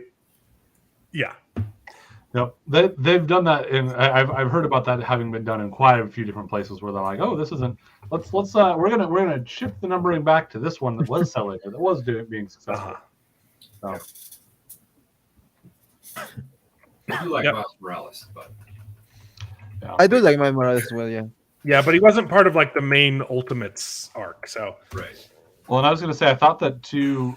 At least my understanding was that when they kind of collapsed the Ultimate Universe, they collapsed him into our universe. Like basically, they were like, let's find an excuse we can get rid of the rest of it, but let's bring Miles Morales in. Because that's. And I thought my understanding was that they actually kept both of them. They kept Peter and Miles, but I didn't know that they. I don't. Maybe when they moved him over, but yeah, they killed off. Because my understanding was that there was a run called Spider-Men, and it had both of them in there, and that was kind of them coming together into the new universe as a collab. It ends. Even the ending of Ultimate Marvel wasn't great. Like it ends with Ultimatum, and that was one of the worst reviewed comics of all time. But you don't have to go that far. You can end with Ultimates 2. And that's Mark Miller. And it was Ultimates 3 that was written by someone else after he left. So you can just end there. That's where I'm probably going to end with Ultimates 2. That's good stuff. I might get Ultimate Iron Man because that's Orson Scott Card. That was very poorly received, but I like Orson Scott Card, so I might like it. Oh, really? Card wrote that one, huh? Isn't that the one where Doc Ock takes over Peter's body and becomes Spider-Man? It's Ultimate Iron Man. Oh, that's Ultimate Iron Man. That's the No. superior Spider-Man. Oh, that's what I was thinking was Superior Spider-Man. But yeah. Ultimate Iron Man. That's what Was Doc that, Ock the, himself. was that in, Loki or the young something or other that young Tony Stark? Yeah. Anyways, Yeah. we can even talk about Marvel Secret Boys. Oh yeah, Marvel. It's I haven't retarded. watched anything past episode 3, so It's retarded. The girl is basically responsible for her dad dying. None of it makes any sense. I hate it. I absolutely hate it. It hasn't grabbed me the way I wanted it to. I've been okay with it, but it Well, hasn't we got a grabbed speech. We got a big speech about toxic masculinity in this episode. Mm, Men, they're responsible for all of the bad things in the world. When they're not gaslighting you, they're trying to kill you. Jesus. That was a line from the episode. Mm, probably. Marvel is dead. It is that, yes. Unless they try to do the Barbie thing, I think they're going to fail miserably. Though I don't think they're smart enough. Unless they get a thing with Greta Thunberg or Thunberg or whatever, just to do Also, everything. did anyone watch it? No one. Nah, I watched it. I'm caught up. I was falling behind, but I'd caught up this last week. The worst part is when Gaia and Nick Fury's wife were talking, and she's like, "How come you haven't left?" Well, I just love this house so much. I have so many fond memories of this house. I would rather give my last stand in a place that I loved than some other place. And then her whole house gets destroyed, and you're like, "Yeah, that was a really stupid decision." Yeah. Like, what? I would rather have my house blow up, the house that after describing how much she loves it, than finding a better place to kill these. It was just so stupid. Yep. It was so dumb. Also, he just leaves his wife to die. Well, he's left her before, and Yeah. Well, he knows. He knows. He says, "If you don't kill me, then they're going to come after you." And he says, "Now, since you decided to let me live, bye. I know that they're going to come kill you." Doesn't even offer any help. She was theoretically about to kill him because she worked for Gravik or whatever. I don't know. The scene where it's a joke. This show's a joke. No. I don't. It's repulsive. It's actively making me vomit. Oh no. I have It's not just bad; it's offensive. completely lost interest in finishing the series. No. Mm-hmm. Well, I'll watch it for you to tell you how bad it is. Yeah, the finale. Next week. Finally. Next week. Yeah, finale next week. What do we have? Sorry. Next week is the A couple finale. weeks of just good omens, I Good guess. Omens, right? Good. Oh, is that next week? Did I put it on the schedule? Yeah. I think that was on the schedule. I need to Schedule for next hurry week, yeah. and watch the first season. We watch it. Yeah. Yeah, I haven't even watched the first season. My wife Where's it at? it's on Amazon. My wife just finished reading the book, and so I think she's going to start the series soon. Nice. Yeah. Yeah, I think so I remember we've got- hearing a little bit about it, but I haven't heard a ton about it. It's good? Yeah. Oh, we've got good. I really liked season 1. I'm very skeptical of season 2 because Terry Pratchett, for obvious reasons, was not involved. Wow. We might have a guest YouTuber on to talk about Good Omens, which is exciting.